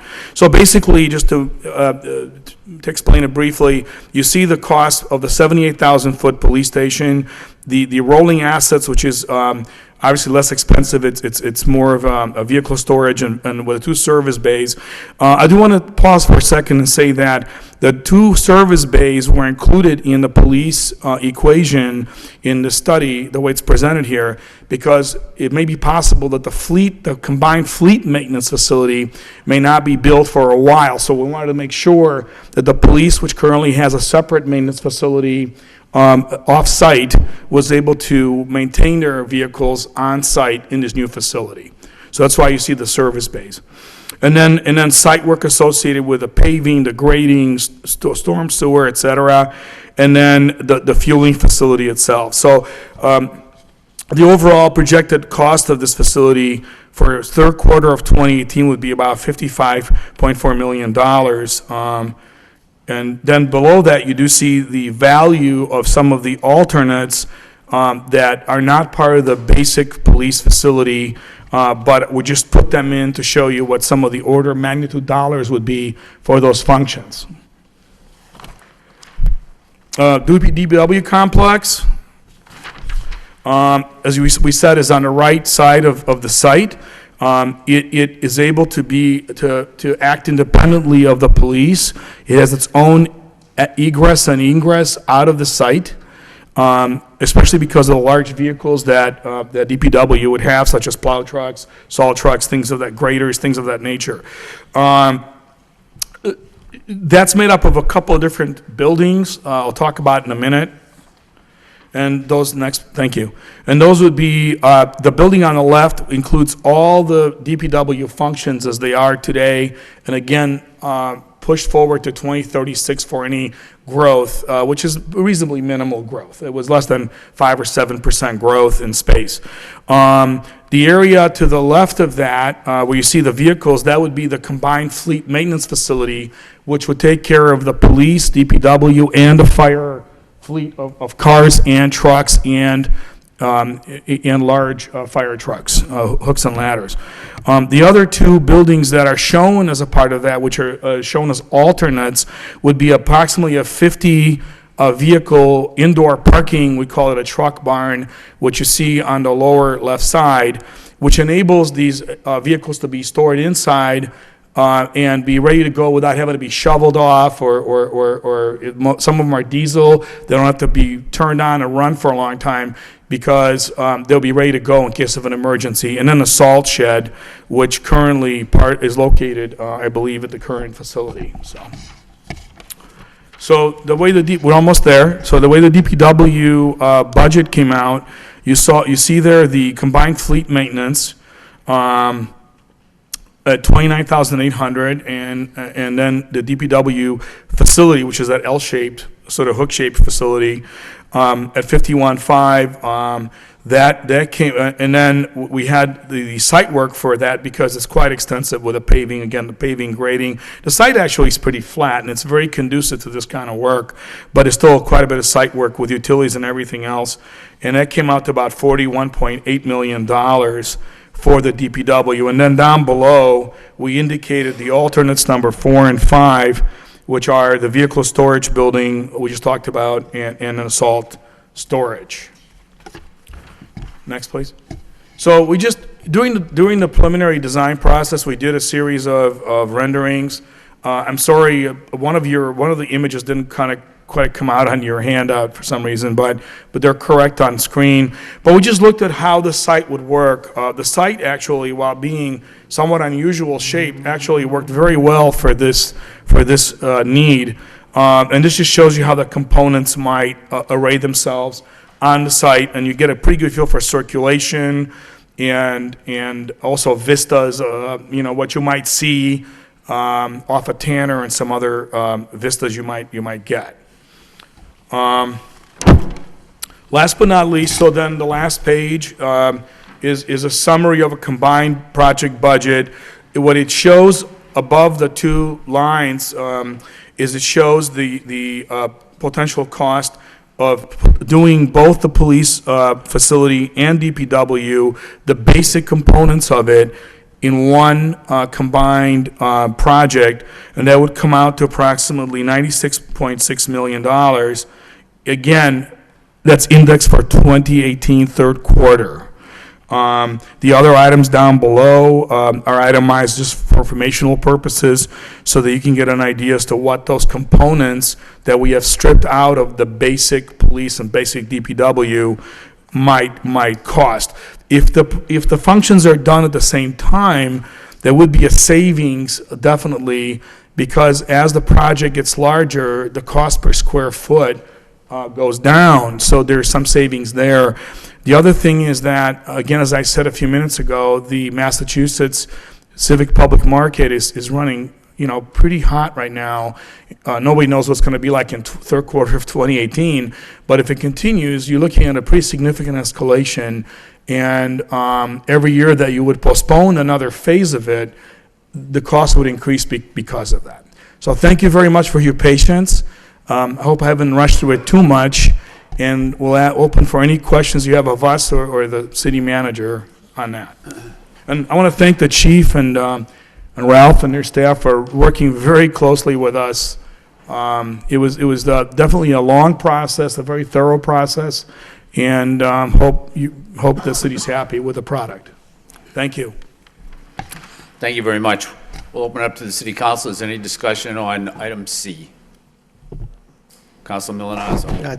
Thank you, Mr. Mayor. It was a very impressive presentation, and again, those involved should be congratulated for all their hard work. Clearly, it's a challenge we have before us to move in this direction. I guess my question is, and maybe it's before me and I just didn't hear it or see it. I mean, I did see fire trucks being stored in the DPW, but what's going on with the central firehouse? Is there anything planned going forward relative to that? Mr. Manager. The plan is to keep the central fire station where it is because we need to have something in the downtown area. But the maintenance facility for the fire trucks would be at this location. Councilor Milanazzo, is that it? Councilor Rourke. Just a quick follow-up to the central fire station. Is there any plans to rehab that facility? Because it looks like that's in kind of disrepair as well. Yes, thank you. Yes, we haven't gone down that route yet. This was just for the proposal. If you think you have sticker shock tonight, is the first proposal that came in when they presented it to us was $131 million for the combined facility. So we have worked hard, very hard, to cut back down to bare bones is what this is. So I know it does look like a lot, but we have done a lot of work to cut back on the original proposal.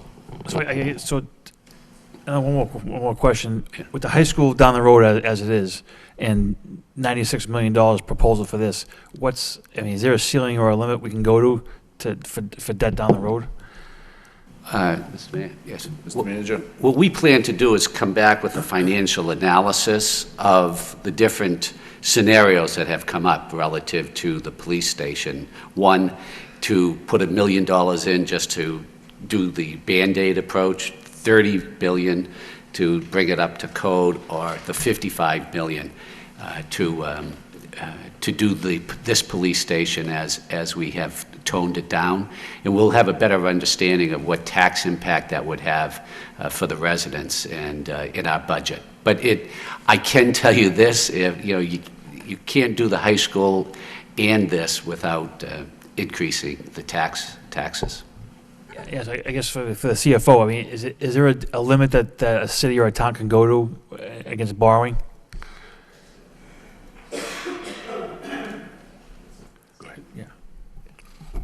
Yes, Councilor, the city is subject to a debt limit by statute, which is 5% of our equalized value. It's like $6 billion in value in the city, which works out to a few $100 million. So we have room remaining under the limit at this point. However, considering a high school project where we'd be bonding a considerable amount of that, it is all worth consideration. So I guess, Mr. Manager, that this $96 million would also be mostly all bonded, correct? Yes, you're correct. But you could split the project, you don't have to do the 96, you could do the police station for 55. Okay. Maybe it's We just wanted to give you different scenarios. I think it is the sticker shock, because, all right, thank you. Okay, Counselor Elliott, and then Counselor Leahy. Thank you, Mr. Mayor. So, thank you, Mr. Manager. We did pay for this. We wanted the analysis. We want to get an understanding of the conditions, and although we certainly know it, I've been over there, all of us have, quite frankly. It's substandard. It's very inefficient, and we keep putting good money into a bad building. And, the $1 million fix is a good example of that. We're just kicking the can down the road. That being said, do I think we should be spending anywhere remotely close to $96 million, knowing that the high school, we're already going down, that path, and it is important, it is significant? No, I don't. I don't think $55 million is reasonable. We sharpened our pencil. You continue. I think we need to continue to sharpen our pencils, because for this reason, I don't think we should be compromising public safety, and not to be an alarmist, but to some degree, the operation, the police and the staff, they're doing the best that they can. But when we hear from consultants saying, inadequate evidence storage, inadequate transfer of prisoners, booking area, that's a red flag that we need to take, we have to take a good look at that and say, what can we do? So, we invest heavily in public safety in this city, and we should. And part of that is not a Taj Mahal. It's a beautiful building. The layout's very nice. It's a great concept. But at the end of the day, is it affordable with all of our other priorities in the city? It's more important to have police on the street than to have a beautiful building. So, and I know you know that, Mr. Manager, and that's why it went from 151 down to this. Would it be nice to have a new public works building? Is that a priority? To me, not at this point. So, I appreciate that you're going to come back with a debt schedule, if you will, and I don't think concurrently we can do both of these projects myself, but can we, as part of that evaluation, can you come back and say, this is the schedule for the high school, this is the debt that we are retiring within that time frame, and at the same time, this is more reasonable, this is what we can afford, and this would or would not play into our scheme. But I do think we have to do something for public safety, for a police building, and that doesn't mean doing it at the same time for a sharp tax increase either. So I think this is a good start, and it's a good working document that we can use to move forward, depending upon when it is. Because at some point in time, we have to improve the conditions if we want to maintain a good, sound, police force and good public policy with our police department. So does that make sense to you, Mr. Manager, or Mr. Baldwin, CFO? Just for our next meeting, that, what are we retiring? What's reasonable, and where would this fit into our debt schedule? Mr. Manager. I think what you're asking is to do a projection of when this could fit within our I think that would make more debt sense. capability. Yeah. We can do that. Okay. Thank you, Mr. Mayor. Thank you, Mr. Mayor. Counselor Leahy. Thank you.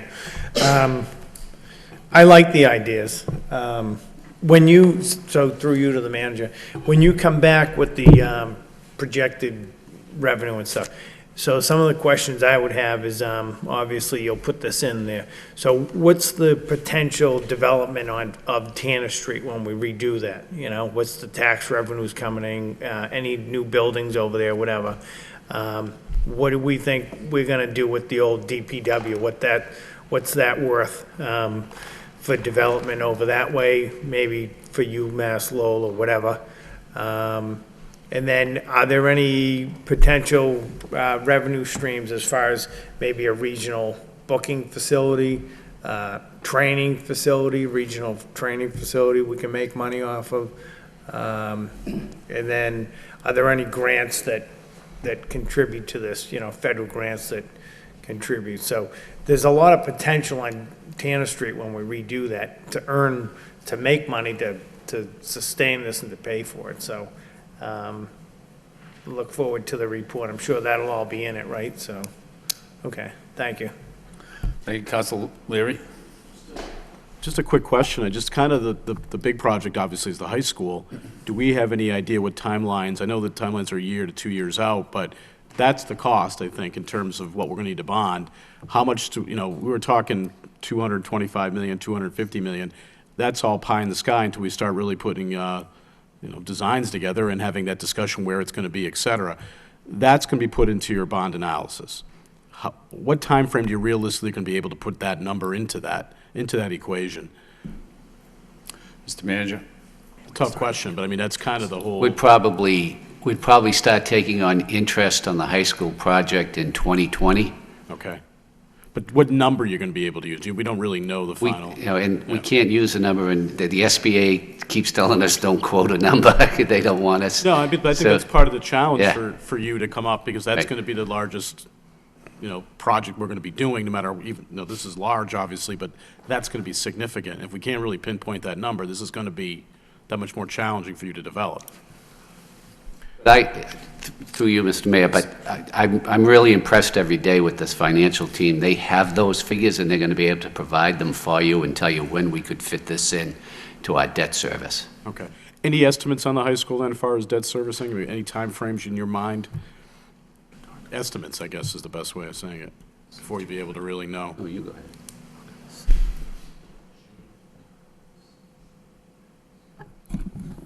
Go ahead. Through you, Mr. Mayor, in our preliminary discussions, and as the manager said, we're tied to the process of the MSBA, so we don't want to get ahead of ourselves, but we had projected our debt service on $55 million, which represented sort of 20% of a rough number, and that would work out to somewhere of $3.5 million a year in debt service. So that would be on top of what we have on the books just for the high school for 30 years. Which is a pretty significant number. No, it'll be good to see as you lay it out, and I appreciate being, it's a challenging situation to do it. I do appreciate the effort putting in, and I appreciate the effort trying to reduce the final exposure. And last question, we're not getting any federal grants or other reimbursement from the state for this project. This would be basically on our backs. Mr. Manager. Through you, Mr. Mayor, yes, not at this time, but as Councilor Leahy asked, we certainly would look into those and make it part of our proposal. Thank you, Councilor Samaras. Thank you.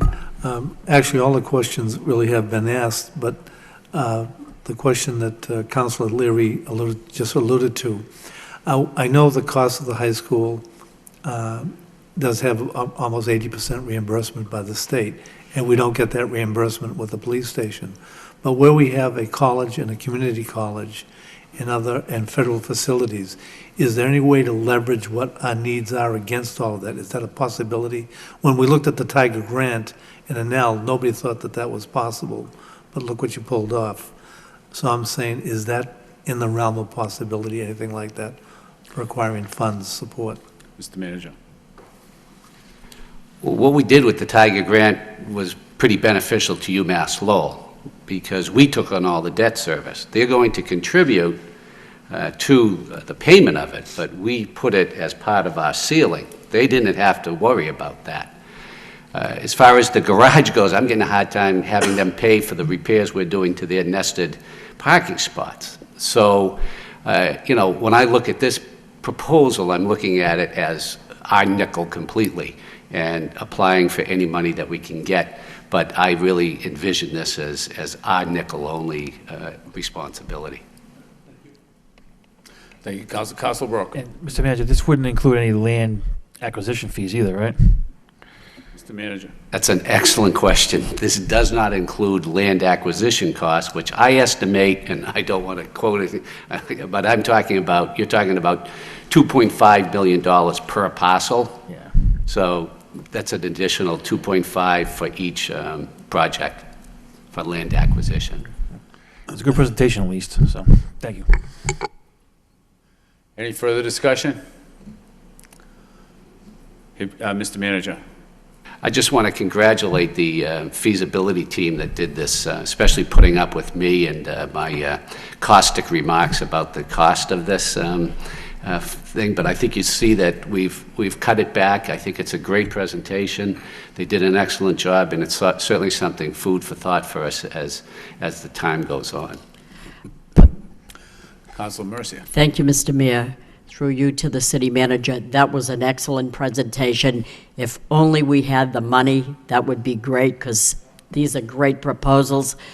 But when you think about the cost today and the timeline down the road, it will probably be $131 million. That's just my opinion, because look at the Judicial Center. It started out at a lower price, and now it's up to $200 million. So I mean, your projection is not of 20 years from now. It's probably right here now. It was projected, excuse me, for the third quarter of 2018. That's just something we work with Mike McGovern and his staff and Ralph and Chief Taylor. I think we understood that regardless of the high school or not, that it would take a couple of years to get to the point where you can procure the project, and that puts us about, as we said, 2 years away, roughly, maybe 2 years and a quarter away. I also think that you're right that we have seen some volatility in the last year and a half in the Massachusetts public sector bidding market, unusual activity, and we were very cautious, as Mr. McGovern will tell you, very cautious in working, Glenn and I and our partners, Architects Design Group, to make sure that we were using reasonable numbers that were benchmarked to what's been going on, rather than just using old numbers and making it look good, which is not prudent. Well, Mr. Manager, I appreciate the fact that you're looking in the future and not just looking right now, but looking at the future. So this portrays that. And when I see the smiles on the police department employees, they're very excited about it, as well as Ralph Snow. So I wish we could say move approval and have it the shovel in the ground, but at least it's a thought and we have something to go by. It's a goal that we can work on. One thing at a time. We need the high school first. Thank you. Thank you, Councilor. Any further discussion? Hearing none, Chair would entertain a motion to accept the communications from the city manager, place it on file. We have a motion to that effect by Councilor Mercia, seconded by Councilor Rourke. Discussion on the motion. All in favor? All opposed? So voted. The next item is 3.2, a communication of memorandums of understanding and a request for ratification. Chair would entertain a motion to accept them and place them on file. We have a motion to that effect by Councilor Leahy, seconded by Councilor Elliott. Discussion on the motion. All in favor? All opposed? So voted. The next is a communication from the city manager requesting out-of-state travel for 2 members of the Lowell Fire Department. Do we have a motion to approve? Motion by Councilor Rourke to approve, seconded by Councilor Leahy. Discussion on the motion. Roll call. Councilor Milonazo. Yeah, yes. Councilor Rourke. Yes. Councilor Samaras. Yes. Councilor Belanger. Yes. Councilor Elliott. Yes. Mayor Kennedy. Yes. Councilor Leahy. Yes. Councilor Leary. Yes. Councilor Mercia. Jesus. 9 yeas. Next, we have a vote authorizing the city manager to execute the memorandum of understanding with the Lowell Police Association, 7.1.15 to 630.18. If there's no objection, we'll waive the full reading by general consent. And so the vote is to authorize the city council to ratify and approve the execution by the city manager of the memorandum of understanding between the city of Lowell and the Lowell Police Association covering the period July 1, 2015 through June 30th, 2018. We have a motion approved by Councilor Milonazo. Seconded by Councilor Rourke. I also have a question. Procedure, can we do the 4 of them together, or do we? Yeah. I would move that we do. Councilor Milonazo. Second. Councilor Milonazo has a motion to bundle all 4 items together, Right. which is a great idea. Who seconds that motion? Councilor Rourke seconds the motion. All in favor of the motion? All opposed? So voted? Yeah, go ahead. We'll have the manager explain all 4, and then we'll just take one vote. Thank you. Thank you, Mr. Mayor, and through you. I really have to congratulate the the members of these unions. The negotiations have been not trying, but they're always difficult. But they've been very, very cooperative, especially with the knowledge of the financial issues facing the city and the sacrifices that they had to make. First of all, but probably one of the most difficult tasks of all was by motion of the City Council is we made sure before we finalized any of these agreements, we had consolidated agreements. Because you remember last year we ran into that overtime issue. We found out that these unions had not only a bargaining agreement, but they had side letters, they had memoranda, they probably had about 20 documents they had to review to answer any one question. So we've now consolidated all of those side agreements, those memorandums of understanding into one working document for each bargaining group. We've solved the overtime issue. As you remember, different unions had different language relative to overtime. What we've now done is we have consolidated the overtime language so every union is treated the same when it comes to overtime and how we pay it to them. And I have to congratulate them. The wage increase is 0 this fiscal year, and then 3 and 3 for the following 2 fiscal years. This is affordable for us because since there's no increases in wages this year, we can plan and save for the advances in the next 2 years. So I congratulate these bargaining units for helping us out in this time in accepting the 0% in the first year. And then I want to make sure that we're fair with every bargaining unit, is that we're offering the 0, 3, and 3 to every bargaining unit. And what we're saying is we're not going to stick in stipends or step increases that other unions have gotten and you didn't. What we're saying is it's a flat 0, 3, and 3 to everybody, so it's fair across the board to every union. And this is what we're offering the other bargaining units. We'll be bringing more in. We're closer and closer every day to other unions, but I really think that these are 4 great agreements, and I thank all of the members of these bargaining units for cooperating with us in this difficult endeavor. So the motion is to approve all 4 memorandums of understanding, one with the Lowell Police Association, one with the Lowell Superior Officers Association, one with the Organization of City Engineers, and one with Local 2532. Further discussion? Roll call. Yeah, we have a motion. Counsel Milonazo. Yes. Counsel Rourke. Yes. Counsel Samaras.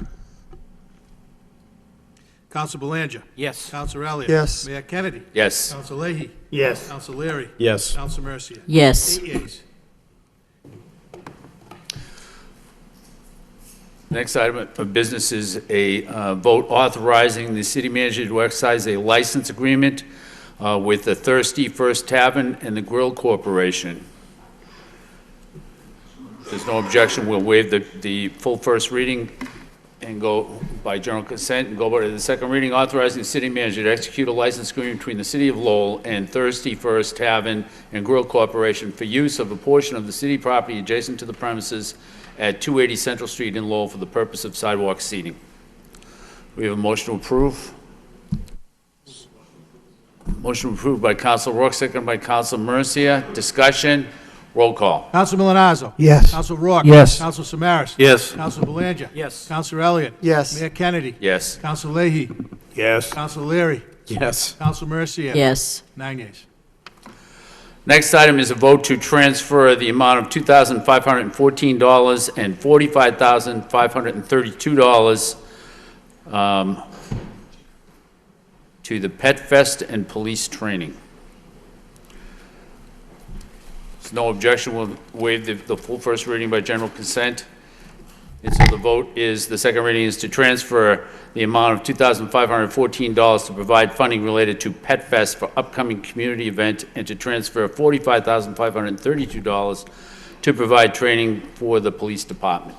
We have a motion to approve by Council Rourke, second by Council Samaras. Discussion on the motion? Hearing no discussion, roll call. Counsel Milonazo. Yes. Counsel Rourke. Yes. Counsel Samaras. Yes. Counsel Belanger. Yes. Counsel Elliott. Yes. Mayor Kennedy. Yes. Counsel Leahy. Yes. Counsel Leary. Yes. Counsel Mercia. Yes. 9 yeas. Next item of business are reports of the subcommittee. We have a report from the Substance Abuse Subcommittee. Mr. Mayor? Yes. Before we continue, I need to make a public statement and change my vote on those police contracts. Mr. Manager? Yeah, I would change a vote to present on the first contract with the Lowell Police Association. Right, I have a son-in-law that works for the police department, so I'm not allowed to, first of all, I disclose it, and secondly, I have to abstain from it. Okay, since they were bundled together, why don't you just do the whole thing? It'd Right. be the same thing, okay?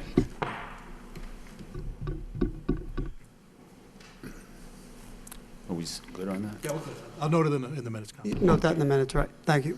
Okay, so the next item is the Substance Abuse Subcommittee of April 5th, 2016. Do we have a report of the subcommittee on that? Yes, we do, Mr. Mayor. The Substance Council Abuse... Belanger. Thank you. The Substance Abuse Subcommittee held a public hearing tonight at 5:30. It was attended by mostly first responders from Trinity EMS. Superintendent Chief Taylor was there, Superintendent Jeff Winwood from the Fire Department, Christopher Dick from Trinity Ambulance, John Kelly from Trinity Ambulance, as well as Councilors Samaras, Councilors John Leahy, Councilors Jim Milanazzo, Councilors Rita Mercier and I, and Councilors Dan Rourke was on hand as well. But this was more or less a presentation of Trinity Ambulance's First Watch program, which is basically an up-to-the-minute data program that combats and keeps information on the opiate addiction situation here in the city. And it's real-time data that gives anyone who's able to obtain this information on any overdose or alleged overdose that may take place throughout the city.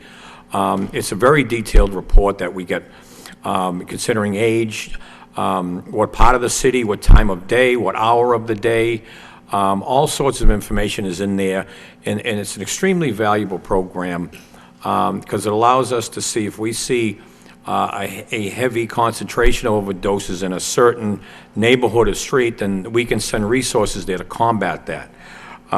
So that's very valuable to us. And it also identifies new areas of usage, which Trinity Ambulance explained has been very valuable to them to keep monitoring. And it also keeps tabs on needle pickup programs. And when was a situation in California called Hollywood heroin, where it was a extremely toxic and lethal batch of heroin that was unleashed that many people overdose from. And this program allows, if we see an exorbitant amount in a small concentrated area, again, we can concentrate on that and send resources there. So this program will be extremely valuable to all of us here in the city of Lowell as we combat this opiate addiction.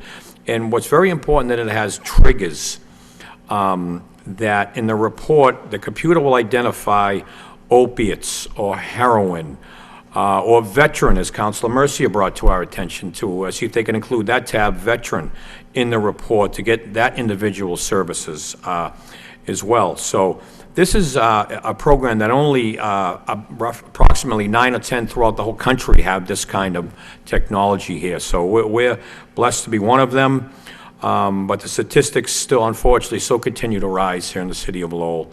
The first 90 days were still trajectories going in the wrong direction, despite so many people working so hard. The Chief Winwood and Superintendent Taylor are doing so much on this issue. They're working very hard, but the statistics continue to go in the wrong direction. But that's not without the hard work of so many on this council and out there in so many facilities here in the city of Lowell. And we also introduced Project Co-op. Now, when the city's opiate task force originated last December, we called upon Superintendent Taylor to come up with something similar to Gloucester's Angel program, where you're excused of your addiction if you hand in your drugs and your paraphernalia, and we could help you with resources. And the Superintendent Taylor has answered that call. He's come up with a great proactive program between the Lowell Police, the Lowell Health Department, and the Lowell House, which is located here in Lowell, where they proactively pursue those who, through the Trinity's First Watch program, we now have a database of overdoses that take place. And now we can concentrate, if we see a certain individual that's been to the emergency room or administered Narcan 2 or 3 times in a short period, we can send a dedicated officer and casework out to find that individual and encourage them. We can't do much more than that, encourage them into treatment. So if you don't mind, I'd like to take a minute. Mr. Mayor, Superintendent Taylor's here. So I'd like to give him a brief overview of this program. I think it's very unique. It's similar to other programs, but it more or less expanded on. And I think the chief should be very proud of what he's done. So if you wouldn't mind, I'd like him to elaborate. Thank you. Okay, Councilor, Chief. Thank you, Mayor, through you to the City Council. I think you've done actually a very good job explaining it, Councilor. It's a collaboration between the Lowell Police Department, the City of Lowell Health Department, and Lowell House, which is a private nonprofit treatment center for addiction in the city. Basically, it's the idea is to go out proactively, identify victims of this disease, people that have recently overdosed, and try to do everything we can to get them into treatment. And so what this group does, the 3 entities working together, they build relationships with treatment facilities in the general area, not just Lowell, but also regionally, and act as a resource for those treatment centers. And then they actually take the data from both Trinity Ambulance and our own internal data that we generate through our CAD system, computer-aided dispatch system, to identify people that have recently overdosed.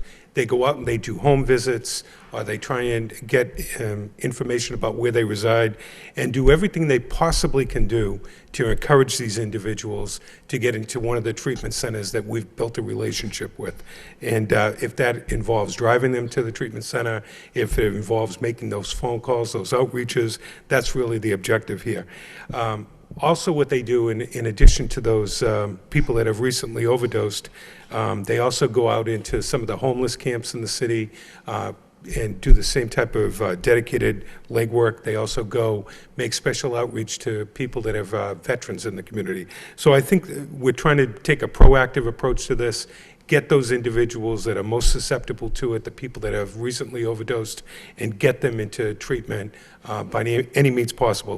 We're literally trying to save lives with this project. And so far to date, the project's been in operations for a little less than a month, 30 days, and they've made many outreaches. They've had some successes, and they've had some failures, quite candidly. So I think that it's a really worthwhile effort. I commend Lowell House, and I certainly commend the Health Department. Chief Winwood from the Fire Department is eager to assist in this effort, too. He's trying to identify personnel in his department that can be of assistance and lend in a hand with this. So it's really, from a citywide perspective, it's an all hands on deck. Thank you, Chief. Councilor Belanger. Thank you. Thank you, Mr. Mayor, and thank you, Superintendent Taylor. That was outstanding, and I want to commend you all once again for the hard work you're doing. I mean, it's not so many, and along with so many volunteers throughout the city that are working so hard in so many facets on this issue. And again, I'm sorry to report that the numbers are trending in the wrong direction still. But we're going to continue to still work very, very hard, keep our chin up, and we're going to reverse these numbers in due time, that's for sure. So thank you very much, Mr. Mayor. Thank you. Okay, thank you, Councilor Belanger. The chair would entertain a motion to accept the report as a report of progress by Councilor Leahy, seconded by Councilor Mercia. I wanted to add to that. Okay, well, we've got the motion. Councilor Leahy and then Councilor Mercia. Councilor Leahy. Oh. Go ahead, ladies first. No, I'm sorry. I didn't know you were going to comment. Well, you're on the committee. Go ahead. Ladies first. Thank you very much. Thank you for being a gentleman. We also learned about Project CARE, which is Child Assessment and Response Evaluation. We often forget the children that are victims in this as well. Project CARE is a pilot program, and it was a partnership between the Middlesex District Attorney's Office, the Lowell Police Department, and the Mental Health Association of Greater Lowell. And I want to give a lot of credit to our district attorney who brought this initiative forward. In the opiate task force that we attend, she brought this idea forward. This would provide 24-hour, 7-day-a-week rapid response intervention. It's a program for the children who witness a parent or loved one suffer an overdose, The goal is to help these children cope with trauma.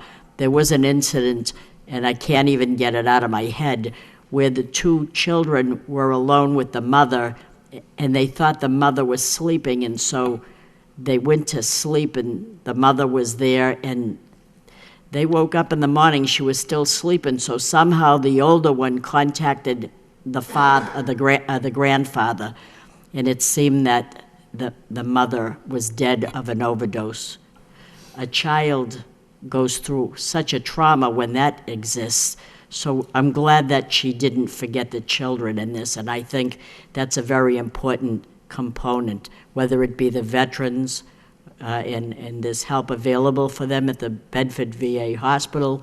There's help for our children, because it's an awful trauma that they have to go through all their life to probably turn the next generation into drugs. It certainly would be a reasonable reason to do that. So I'm glad that we're helping out the children in this, and we learned this through. I just wanted to bring it forward. I don't know how many people know this program is existing, but they contact the DCF office and they let them know of a child. Sometimes when the police stop a traffic stop and the person is under the influence of a drug and they see the car seat in the back of the car, this is evident that children are going to be involved with the trauma that goes on in this. So I'm glad this is a good program. I wanted it to be known. Thank you. Thank you, Council Leahy. Thank you. I just wanted to add that it was a good subcommittee meeting, and it's just, you see the names and the faces in the paper every week, and these young people passing away from this epidemic. But the average age from the reports that we were getting, they're in their mid-30s, so it just doesn't end with sons and daughters, their parents and their young parents, and it happens every day. And as Councilor Belanger said, the numbers are just increasing, which is alarming. But I'm glad to see that we're doing so much from the city's perspective. We're really taking this problem head on, and congratulations to everybody involved, police, fire department, DA, everybody in the city. So it's a problem that's just not going away, and hopefully we'll hear more from state and federal government, and even the drug manufacturers, So this is a problem, a situation that everybody really has to get involved with, and just congratulations to everybody in Lowell so much to the work Trinity's doing with us.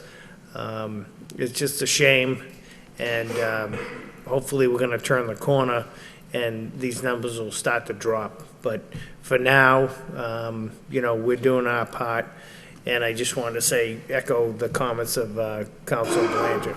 Thank you. Thank you, Councilor. Any further discussion? Councilor Belanger. Yes, one more, Mr. Mayor. I'd like to notify the public that there'll be a public hearing for the Youth Services Subcommittee tomorrow night at 5:30, and that's at UTEC. And on the agenda will be youth services and jobs for the upcoming summer months. Thank you very much, Mr. Mayor. Thank you, Councilor Belanger. Any further discussion? All in favor of the motion? All opposed? So voted. Next, under petitions, we have a petition by Fabiano's Pizzeria and Cafe to request the installation of an overhanging sign at 127 Merrimack Street. The chair would entertain a motion to refer to the Law Department for report and recommendation. We have a motion to that effect by Councilor Milanazzo, seconded by Councilor Rourke. Discussion on the motion. All in favor, all opposed, so voted. The next item on the agenda is under miscellaneous, miscellaneous apartments at the Boot Mills. Requests the installation of 4 double-sided projecting banners at 178 Bridge Street. Chair would entertain a motion to refer that to the Law Department for a report and recommendation. We have a motion to that effect by Councilor Milanazzo, seconded by Councilor Rourke. Discussion on the motion. All in favor, all opposed, so voted. The next item of business is a request by National Grid to request the removal and installation of a new pole located at 182 Andover Street. If there's no objection, we'll waive this has to be referred to a public hearing on April 26th, 2016. Do we have a motion to that effect? By Council Leahy, seconded by Council Leary. Discussion? All in favor, all opposed, so voted. Next item is item 7, City Council motions. The first motion of the evening is a motion by Council Milonazo, who requests that the city manager begin the process to install a motion-activated pedestrian light at the corner of Andover Street and Arbor Road. Seconded by Council Leahy. Council Milonazo. Thank you, Mr. Mayor. I'm sure all of my colleagues were getting emails from some of the residents on the north side of Andover Street. Since we had such a mild winter, people were out walking again, and the concerns are, again, crossing Andover Street. So I bring this motion forward at a request of one of those emails that I received, and they specifically asked for Andover Street and Arbor Road, if we could actually look into the cost of putting in a motion-activated pedestrian light at that corner. They just felt that the trees weren't as dense at that corner, and the crossing would be that much easier. So again, I'm just looking to see what the administration can come back with. Again, it is a matter of public safety, and I bring it forward just to get some information. Thank you. Council Leahy. Thank you. We all got a number of emails this week on this, so I'm glad to see the motion. And I wanted to ask you, through you to the manager, could we also, we had talked at some point about maybe a crosswalk up around the Wentworth Street area, and then if we do move the one at Douglas, and then I think we do have the one down at the other end of the Tewksbury line, but if we could still look into putting those 3 crosswalks. Thank you. Any further discussion on the motion? All in favor of the motion, all opposed, motion so voted. Next is a motion by Councilor Samaras to request that the city manager of the proper department provide a report regarding sewage issues on Ludlam Street. Seconded by Councilor Rourke. Councilor Samaras. Thank you, Mayor Kennedy. Mr. Manager, on Ludlam Street, which is at the corner of Ludlam and Hildreth, there's been a problem what appears to be sewage percolating from the ground. And it's created some odors that have been quite disconcerting to the neighbors. I've been told that some people have looked at that area, and I believe some work has been done in that area, but it's still happening. So I was just wondering if the proper department could go back and look at it and ascertain what needs to be done. It seems to be a problem that's occurring now on a regular basis. Thank you. Any further discussion on the motion?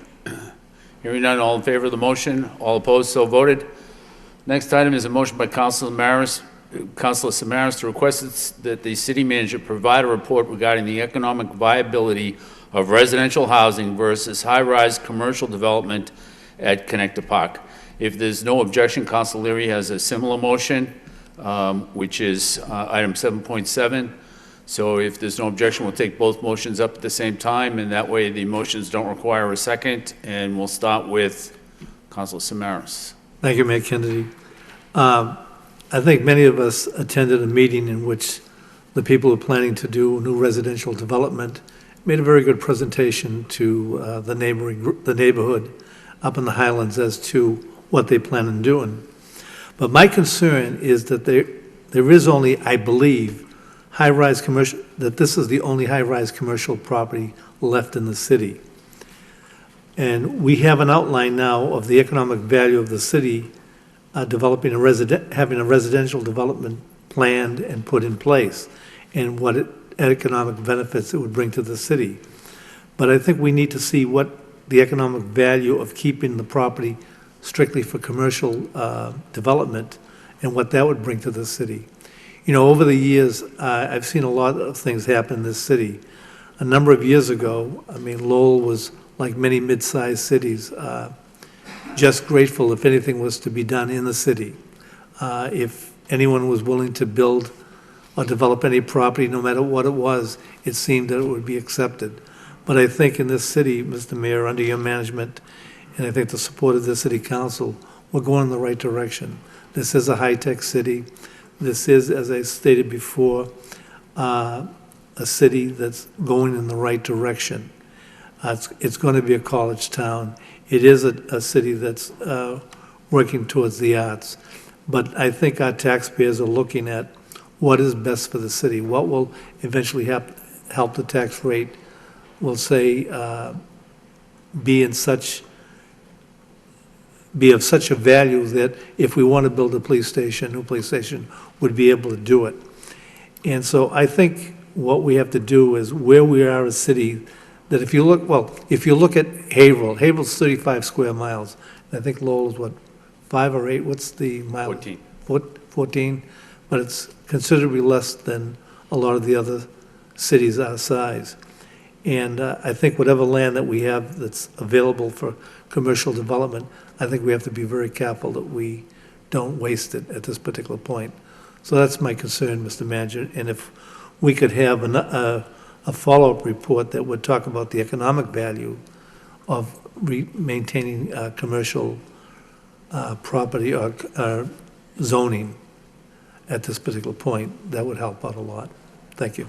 Council Leary. Just to echo a lot of what my colleague just articulated about this being the last high-rise section in the city, and I apologize, I got a bit of a cold.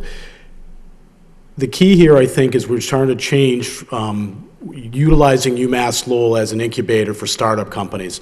When you start a company, you start small, many of them fail. Some of them, the ones that don't, they grow and they want to expand. And you're always looking for opportunity when you're a business owner to expand. And this is one of the areas where we can afford that if one of them should ever take off. Or like Kronos, which is a major employer in the state, not just now Lowell, maybe they want to come here and locate in that area because of what we're trying to do with the high tech. But Councilor Samaras articulated it, it's kind of the same position, the same thoughts that I believe in. But I guess my questions are, this has already come before the planning board, I guess last night. I guess my question through the city manager through the mayor to the city manager, what exactly is the status of that meeting right now in terms of the zoning? I guess my understanding is there is an availability for that high-rise section to be converted into residential. So I don't know right now what the planning board has taken at this point and what steps we should be even looking at if the council chooses to do so. Mr. Manager.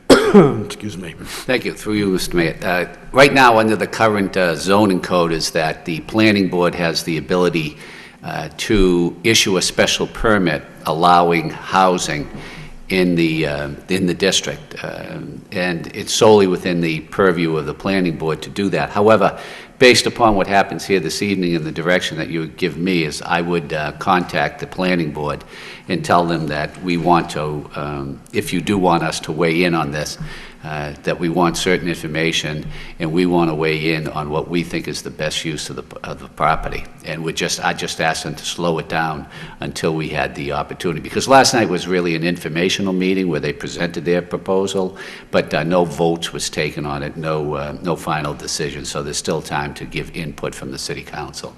Okay. I guess part of my thought process then is really to kind of articulate that position tonight, and I'm not sure how my colleagues feel about it. I know my position is that I'm always looking for an avenue to grow a business. And one of the things, again, that young businesses do is they're always looking for space. And I think the planning department must have people coming in all the time saying, what type of square footage do you have available in different areas? And as everything starts to, really tighten up in the city in terms of development, this is one of the last areas for a high-rise. I think the only other area potentially would be maybe the Hamilton Canal District, but I'm not sure if that's really high-rise per se. Also, you're looking at, there's 2 smaller towers in that area, perhaps that could be redeveloped, but that's, obviously, people own that already, and those are fully utilized businesses at this point in time. So I guess really what I want to do, based on that, is articulate the position, whether the council agrees or not. I think we'll know in a few minutes. I think we should amend that motion that we have on the floor now and really articulate that we don't want to have the zoning change or have a special permit to change it to residential, and to continue utilizing that as a fully commercial high-rise district. And I'll make that as a form of a motion at this point in time. To amend the motion, excuse me. Okay, you'd like to amend the motion to? I'd like to amend the motion to ask to change the zoning to prohibit the special permits to move into residential district and keep it completely as a— district in the city of Lowell. Okay, if I could, I think my understanding is it would be a substitute motion, because it'd be substantially different from the original motion. So it'd be a substitute motion to move forward with changing the existing zoning in the high-rise commercial district to eliminate the possibility of allowing residential use by special permit. Correct. Thank you. All right, so that's the motion on the floor. Do we have a second to the motion? Council Leahy seconds the motion. Council Rourke. Thank you, Mr. Mayor. So, in watching the planning board meeting last night and being at the original meeting, it was my understanding that no special permit was needed by the company that plans on building this 6-story residential area. And seeing the people speak last night at the planning board, there was very little opposition. Maybe one person had a couple of questions about traffic, and I believe the head of the neighborhood committee in the Highlands actually spoke in favor of the other proposal as well. I mean, the only concern I have is that these people own the land, they've gone through the process of rolling it out, and you know last night's meeting to the planning board was just an informational thing where no votes were taken. You know, I'm just concerned of us stepping on what someone's trying to come in and put 6 stories of residential properties in the area. And there was a gentleman that spoke last night that also had a plan that's coming before the planning board very soon of a medical facility in the same area that he hopes to get approved as well. So I understand the reasoning for the substitute motion, but I think we're down the road pretty far to put a stop to something that, you know, these people own the land, they don't need any special permits to build it. And I'm just not sure, maybe the solicitor can weigh in on this, if we're changing it midstream. Okay, we'll hear from Council Belanger and then from the city solicitor, Council Belanger. Thank you, Mr. Mayor. Some great points. First, I want to start with the two makers of the motion that, you know, although this is pretty much out of our hands, that I do appreciate them bringing this forward, because this council is very active on economic development, and we are watching everything. So I think it's great to bring it to this floor for discussion on it's the largest housing project in the city's history. 240 units under one roof. And again, it's under the microscope because it's on, it's a parcel, one of the last parcels in a high-rise district that was created for weighing laboratories way back when. So I think ideally, I can't read their minds but I think they'd much rather see, as would I, a high-rise facility, commercial, medical of some sort. That would be outstanding. But at the same time, as a former board member, I used to look at these projects with certain eyes that, yes, I'd like much more, but this is what's in front of us right now. And from that perspective, the board member is going to think, do we throw this aside and wait 10 years for something to come along, new development? You have to look at that side of the coin as well, although I respect what my colleagues are bringing up as well. I'd love to see a high-rise glass, absolutely. But I think this project does have some positives. It's not quite what we'd all want. I think, it's mostly studios, a higher percentage of studios and one-bedrooms. I think it's going to be, with this location, I think it's going to be young professionals living there due to the highway access to their jobs in Boston and greater Boston becoming very, very expensive. So I think you're going to see young professionals living there, a good demographic with disposable income. And we've seen a lost focus with that as throughout all this, quote, renaissance that we've experienced here in Lowell, although some good has happened, but it has not quite achieved what we all thought it would achieve, to say the least. So I think this project achieves that in that sense, but I'd like much more too, but again, I don't know if we go ahead try and amend the zoning. Councilor Rourke made a great point that they own the land. We were all at the neighborhood group meeting there. We're watching very closely again, and they own the land, so are we handcuffed here? It's a close one, so I'll look forward to any report. I'd like to see reports. There has been a fiscal impact study released, by the way. We've all got that email today of the economic impact of this project. That is out there. But I think it's a case where we'd all like more, really. But, I think, do we feel grateful to what we got? That's another side of the coin. So I just want to make some points, Mr. Mayor. Thank you very much. Thank you, Councilor. Could we hear from the city solicitor on Councilor Rourke's inquiry?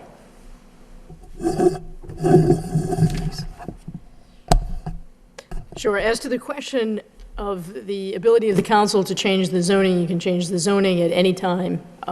As to its applicability to this project prior to the issuance of a special permit, once the notice of a potential zoning change is advertised, then it would apply to any project that has not yet been permitted. And so it's my understanding that this project has not been permitted. As we had indicated earlier, it was in a sort of inception stage before the planning board. I believe it would still have to go before the zoning board for the issuance of a special permit. If the zoning were changed and a special permit was not allowed, then obviously this project would not be allowed, or any project similar to it. Thank you. I'm sorry. Well, let me, Councilor Samaras and then Councilor Belanger. Thank you, Mayor Kennedy.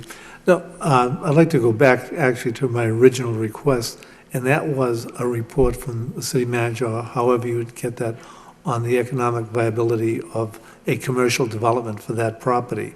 We have well outlined what this residential development would do for the area and for the city, but we really don't have anything in front of us that would say why it would be important to leave that strictly as a commercial high-rise plot. And I think, I understand, everybody's made some very good points, but I think we need more information at this particular time. Not to just say, okay, it's a good project, but we'd like to change the rules at this point in the game. It's not about changing the rules, it's making sure that we have the right information. Because I'll go back again, we have so little land in the city, and the city's going the right direction. So waiting for a report, so maybe a substitute motion on the motion, substitute is to not do anything till we have a report from the city manager. No. Can't do that. Okay. What's before us now Okay. is the substitute motion. The substitute motion is to have the council move forward with the zoning change, an amendment to the existing zoning ordinance. Okay. If that motion fails, then the motion that was filed by, the original motion then comes to the floor. But can I take the, can you take the podium? Okay. Mr. Mayor, do you have a, okay.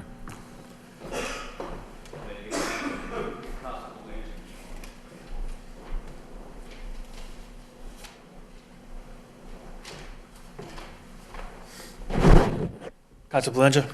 Thank you, Mr. Vice Mayor. I just have one quick question. The point that you made up through you to the solicitor that, okay, I get what you just said, that's all true, but my concern is the timing of this thing. Now, this petitioner has already advertised, you know, and they're in front of the regulatory boards. So at this point, can we out from under them change the zoning, I guess, is my question, Mr. Vice Mayor, to the solicitor. Sure. The answer is yes. Anytime prior to the issuance of the special permit, so long as a notice of a zoning change were advertised in the newspaper. If the advertisement for the newspaper precedes the issuance of a special permit, then the advertisement would halt the current structure of the zoning. Oh, okay, thank you. Mayor Kennedy? Thank you, Mr. Chairman. This district is interesting to me because I happen to have been on the city council when the district was created, back before they built the Wang Tower, which was a long time ago. I won't say how long ago, but it was a long time ago. The district does not allow residential use except by special permit. If you take a look at the zoning ordinance, that's the only way that you can do any type of residential development there. And so for units 7 or more, for projects with 7 or more dwelling units, you need to have a special permit, and that's what they're going for, and I think that's why they're before the planning board. I think that it's very important that, and I think Councilor Samaras has alluded to this, it is one of the last pieces of industrial land available for commercial development. And because of its location, and its location near to the interstate. It's an important piece. And I don't think it's something that we should give up. I think that, just about every member of the city council has, for the past 2 elections and in all of the time that they've served, talked about economic development. Every single one of us have. And this city council has been in the past, for the past several years, and so has the administration, been very serious about economic development. There is nothing the matter with passing the substitute motion, which would only send this to a public hearing. It would still have to go to a public hearing down the road, but there'd be notice right away that there was going to be a public hearing. At the same time, or concurrently with that, while we're waiting for the public hearing, the city manager could provide the information that Council Leary and Council Samaras asked in the first place. And if it turned out that we preferred to have the residential apartment building rather than industrial development, then we would just vote against it at the public hearing. But at least we set in motion, and we also send a strong message to the planning board that this city council would prefer that there be industrial development or commercial development on that site rather than residential development. And I really think that we need to take a look at what we've got left and what opportunities we have left in the city. There are not that many parcels left. The economic times are good, and I think they're going to be getting better. And I really think that we should hold on for industrial development rather than to just let this parcel go for, a couple of hundred apartment buildings that, might look good. And I'm sure that the financial study, if you read that financial study, it makes it sound like it's just going to be great. But I think that the financial study is based on a lot of assumptions, which may or may not be true. And I think that when you look at what the project's going to look like now, I'm sure it looks very spiffy, but you don't know if it's going to be spiffy 10 years down the road. At any rate, in terms on the substitute motion, there is no reason, or we do no harm to anybody by voting for the substitute motion, sending it to a public hearing, and then at least putting everybody on notice that we may want to change the zoning or amend the zoning ordinance so that no longer is residential developed in the district. And then if we prefer to have the residential development, then you just change it at that time. You just vote against the amendment to the zoning ordinance. That's all. But I think it's important that this council act, and that this council act quickly and tonight if we're going to do this at all. And so I think that we can do both things, or at least the intentions of both things, with the substitute motion. Thank you. Thank you, Mayor Kennedy. Council Leahy? Thank you. I couldn't have said it any better myself, Mayor. I think that, the time is right to hold out. I think that we're on a roll in the city. We brought a lot of good businesses in. I'm sure that if we keep this commercial industrial use, it's going to pay off in the long run. And no pressure on you, Mr. Manager, but you are on a roll, and I'm sure we could bring another company in here, build another huge tower, and get that fully occupied. Plenty of work in the back. We'll get a lot of union labor. We'll be all set in a couple of years. But I think we really need to hold out right now and push this for commercial or industrial use.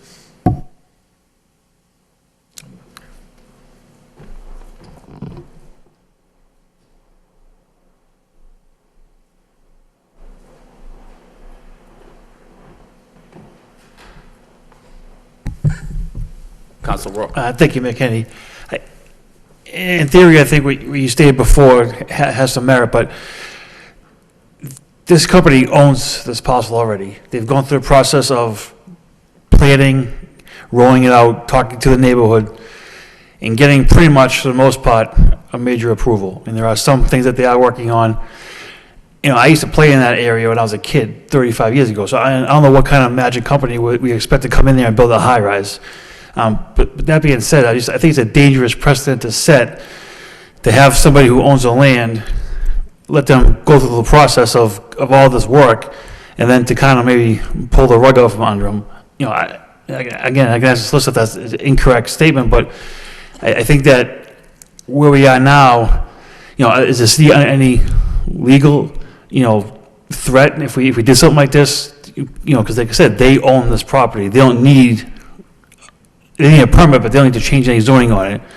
you know, I guess I would make it analogous to, I want to build a cape on my property, but now you're telling me I can't, I got to build a bungalow or something. I just, you know, they own it, they're following the rules of the city, they're in place right now, and we're going in there and telling them, changing it and say, no, you can't do this. Now, if you want to building on that land, you have to build a high-rise on your land. If not, are you going to force them to sell it, or is it going to sit vacant for another 35 years?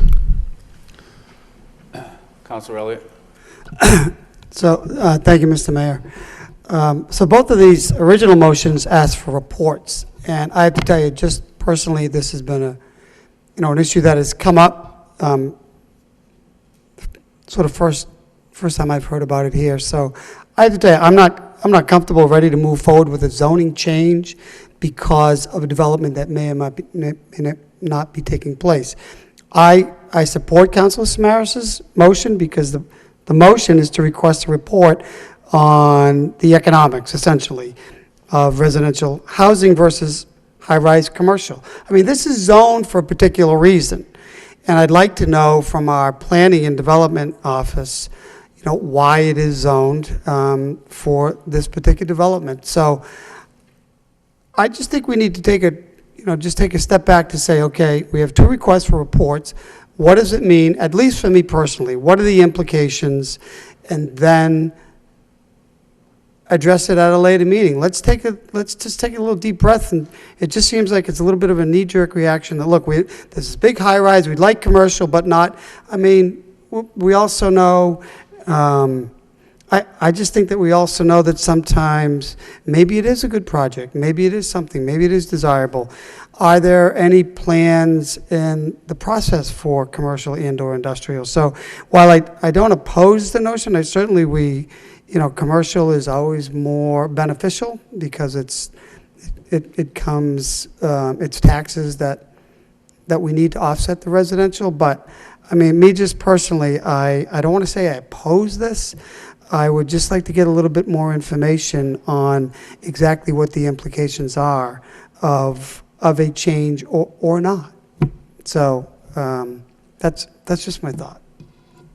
Thank you. Councilor Leary? Just, first a quick question to the manager. How much time frame do we actually have in the process with the planning board? Is there here's my concern, I'll premise this with my concern. I appreciate the efforts going in. I believe me, own my own business, and I had property before, and I don't want anybody to dictate to me how I deal with my property. But this is the last location that I'm cognizant of that we can do a high-rise in the city. And if I'm mistaken, by all means, I need to be, educated in that. I don't think I'm wrong in that. This is an opportunity right now to potentially go out and bring that type of business in, especially when you've really, for the essential purposes, if you look at Kronos, what it's going to mean in the long run for the city is massive. That means other type companies are going to start to take a second look at the city of Lowell. And if you look at the high-tech industry, if you're looking at what GE is going to do, at what's already happening in the high-tech district in Boston, no one ever thought of that. I worked there 20 years ago. It was a vast canning parking lot. It was nothing. You go there now, and it's just amazing. It's not to say that we're going to be Boston. We are not. But you can have a significant improvement that will last a long time. Again, I'm probably a little aggressive, but I'm being aggressive because I think the time is short. I don't mean to be rude to the folks that own the property. Their presentation, I was there at that meeting, it was a fantastic presentation. I think their intent is admirable. I think they want to upgrade the property and make it a very fine place for folks to live and be a benefit to the neighborhood. No doubt in my own mind. But being cognizant of the fact that when you have startup businesses, which we have right now, the next thing they do, if they don't fail, because a lot of them fail, they look for bigger space.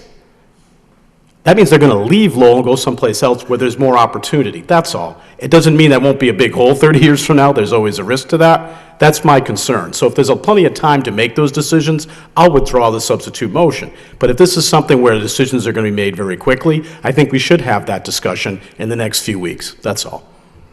So that's really how I pose the question. Councilman Milanazzo? Thank you, Mr. Mayor. I think we should have the discussion as well. In fact, when I heard that residential was being proposed for our last high-rise parcel, I was actually a little disappointed. But I don't really think that we as a council should have a knee-jerk reaction. I think what Councilor Elliott was saying earlier about let's take a step back, get the information, get the economic information from the administration, weigh the residential versus commercial. And we have 1 million square feet of development in Hamilton Canal that we need to fill up. We have millions of square feet over across the highway on Tanner Street we're going to need to fill up. Again, the fact that this is the last high-rise parcel isn't the end of us building additional commercial and industrial space in the city. Would I like to see a 12-story Wang Tower there? Absolutely. But I don't own the land. And again, we sat here earlier talking about the police department, the police station, and $90 million. I don't want to be in court over the next 3 to 5 years with the property owner that currently owns this property, and we lose a judgment against them, with all due respect to the city solicitor, because we're intervening in an area that is full of landmines tonight. Might not be in a couple of weeks once we get the information back or the timeline it's taking before the planning board and the zoning board.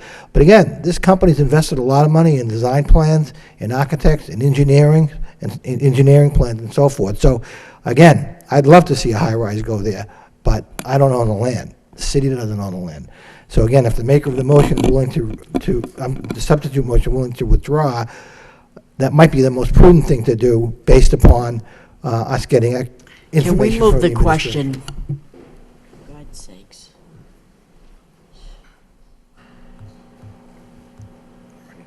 There's no discussion after moving a question. Huh?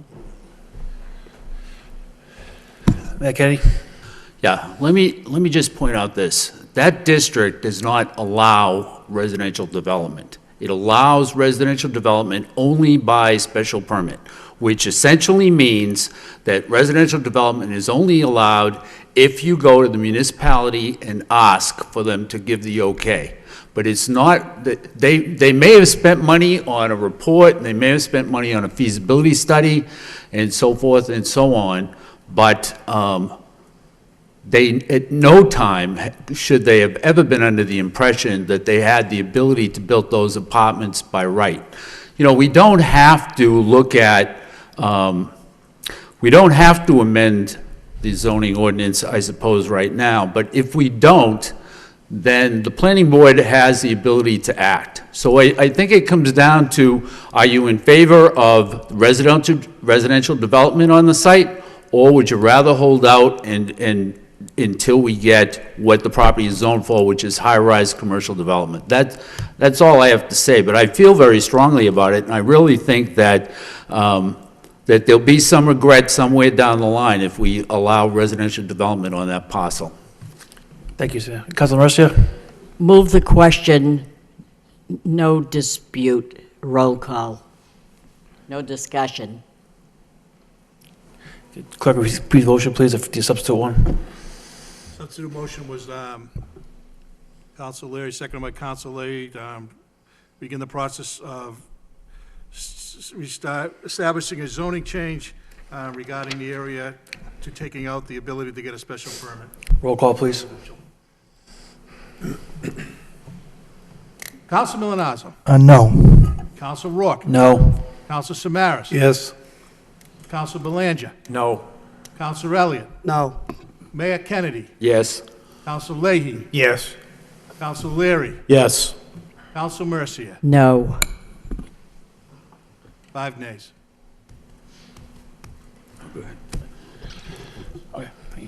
Motion fails. Next motion of the evening, 7.4 by Councilor Mercia, require the city manager Excuse me. report. So, we'll just That need a was the move. substitute motion, the original motion. My apologies, the original motion, I'm sorry, Mr. Clerk, sorry. Move to approve. All those in favor? Aye. Motion passes. Hey, what, Dan, stay there. There's like 4 motions left, so. Sitting down's not bad. Motion to take all 4 motions together. Yes. 7.4 by Councilor Mercia, require the city manager report on the status of proposed Lowell House redevelopment plan and refer to Housing Subcommittee. Second. Second by Councilor Elliott. Councilor Mercia. Yes, I should say the motion speaks for itself, but we talk a lot about tonight the different programs and partnerships that are available to talk about and put a stop to the opioid crisis.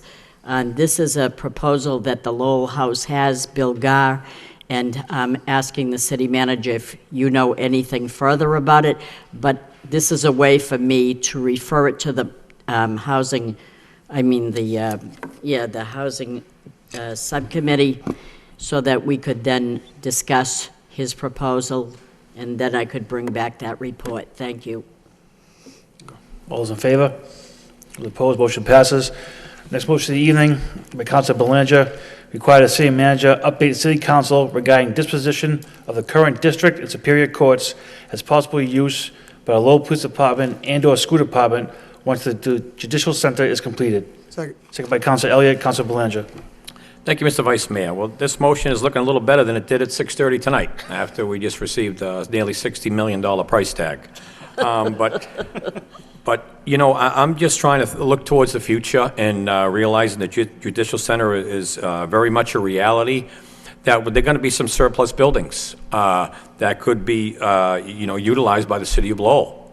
For instance, we all know the middle school, the bubble's about to burst. We all know that with these grade school kids coming up, and the Superior Court is handicap accessible.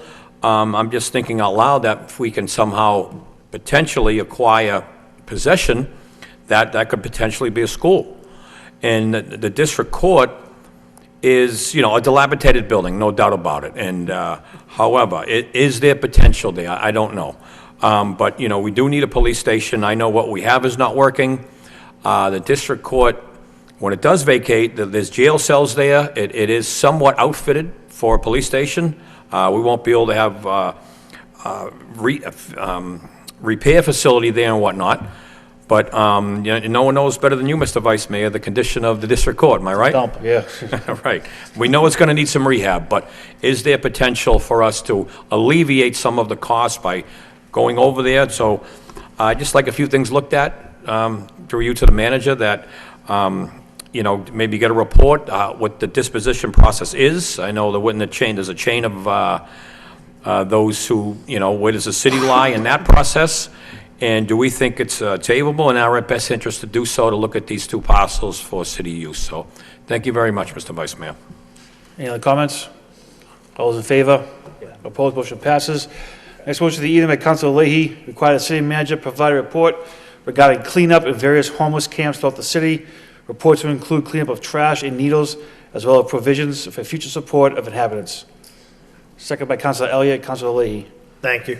If we could just get a report, I know that we're cleaning up a few more sites around the city, just to make sure that city employees are safe. The report should just inform us on some companies, local companies that we use them to pick up the needles, take care of the trash, and then again, where are we sending these people for help? Because we have plenty of agencies around the city to help them out, and we don't want them living outside in the cold weather conditions and unsanitary conditions. So that's what I was looking for. Thank you. Any comments?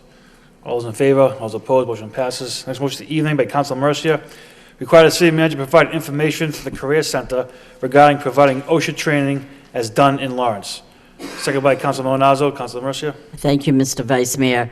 The reason I made this motion is because we don't realize what we have or what we don't have until there are people asking, where would this training be available? So the first place I thought of was the Lowell Career Center, and when I pulled out the paper that says worksheet and events, and it lists all the programs, not to say that the Career Center of Lowell doesn't have programs, they do, but they don't have anything that I can see visible through the website was any OSHA training. Then when I went to the training for sustainability and green jobs in Lawrence, they clearly have OSHA 10-hour construction safety training, and they have an OSHA confined space entry training. I don't think that our people in Lowell should have to go to Lawrence, but that seems like they'll have to. But my question for this is, and I think they may provide it through Middlesex Community College, but they have to be a certain age, and if they're either too old or they don't fit that description, then where do they go then? There's a limited option there, and I'm not happy about having that. So I'm asking these questions. Did we miss out on this opportunity to have this OSHA program there? Was there money available for this OSHA training, but they're using it for another program? I don't know. These are things that I'm concerned about. Another option or question was, are we being shot out by this program or maybe other programs because this center is governed by the city and not separate like other communities? Because this is under the city domain. Are we losing grant opportunities or program opportunities because we're under the city control? I don't know.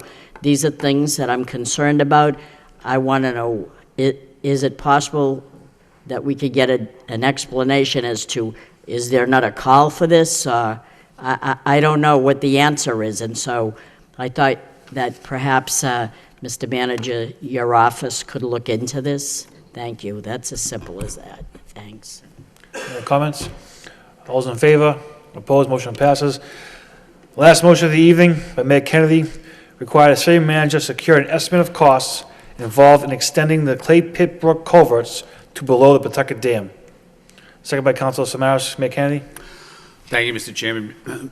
Basically, I think we've had recently meetings concerning the backwater study having to do with the flooding issues up at the Clay Pit Brook neighborhood. And in some of the discussions, I think what has occurred to some people is that the culverts currently come in or enter into the river above the dam. And so when the river backs up, when the dam backs up, then the culverts fill up and the water backs up.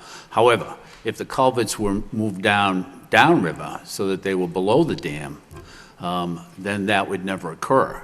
And I would suggest that probably what that would mean is nobody would ever care again whether or not Enel had their flashboards up all of the time or their bladder up all of the time. And so maybe if that's the case, maybe Enel would be even willing to participate financially in this remedy.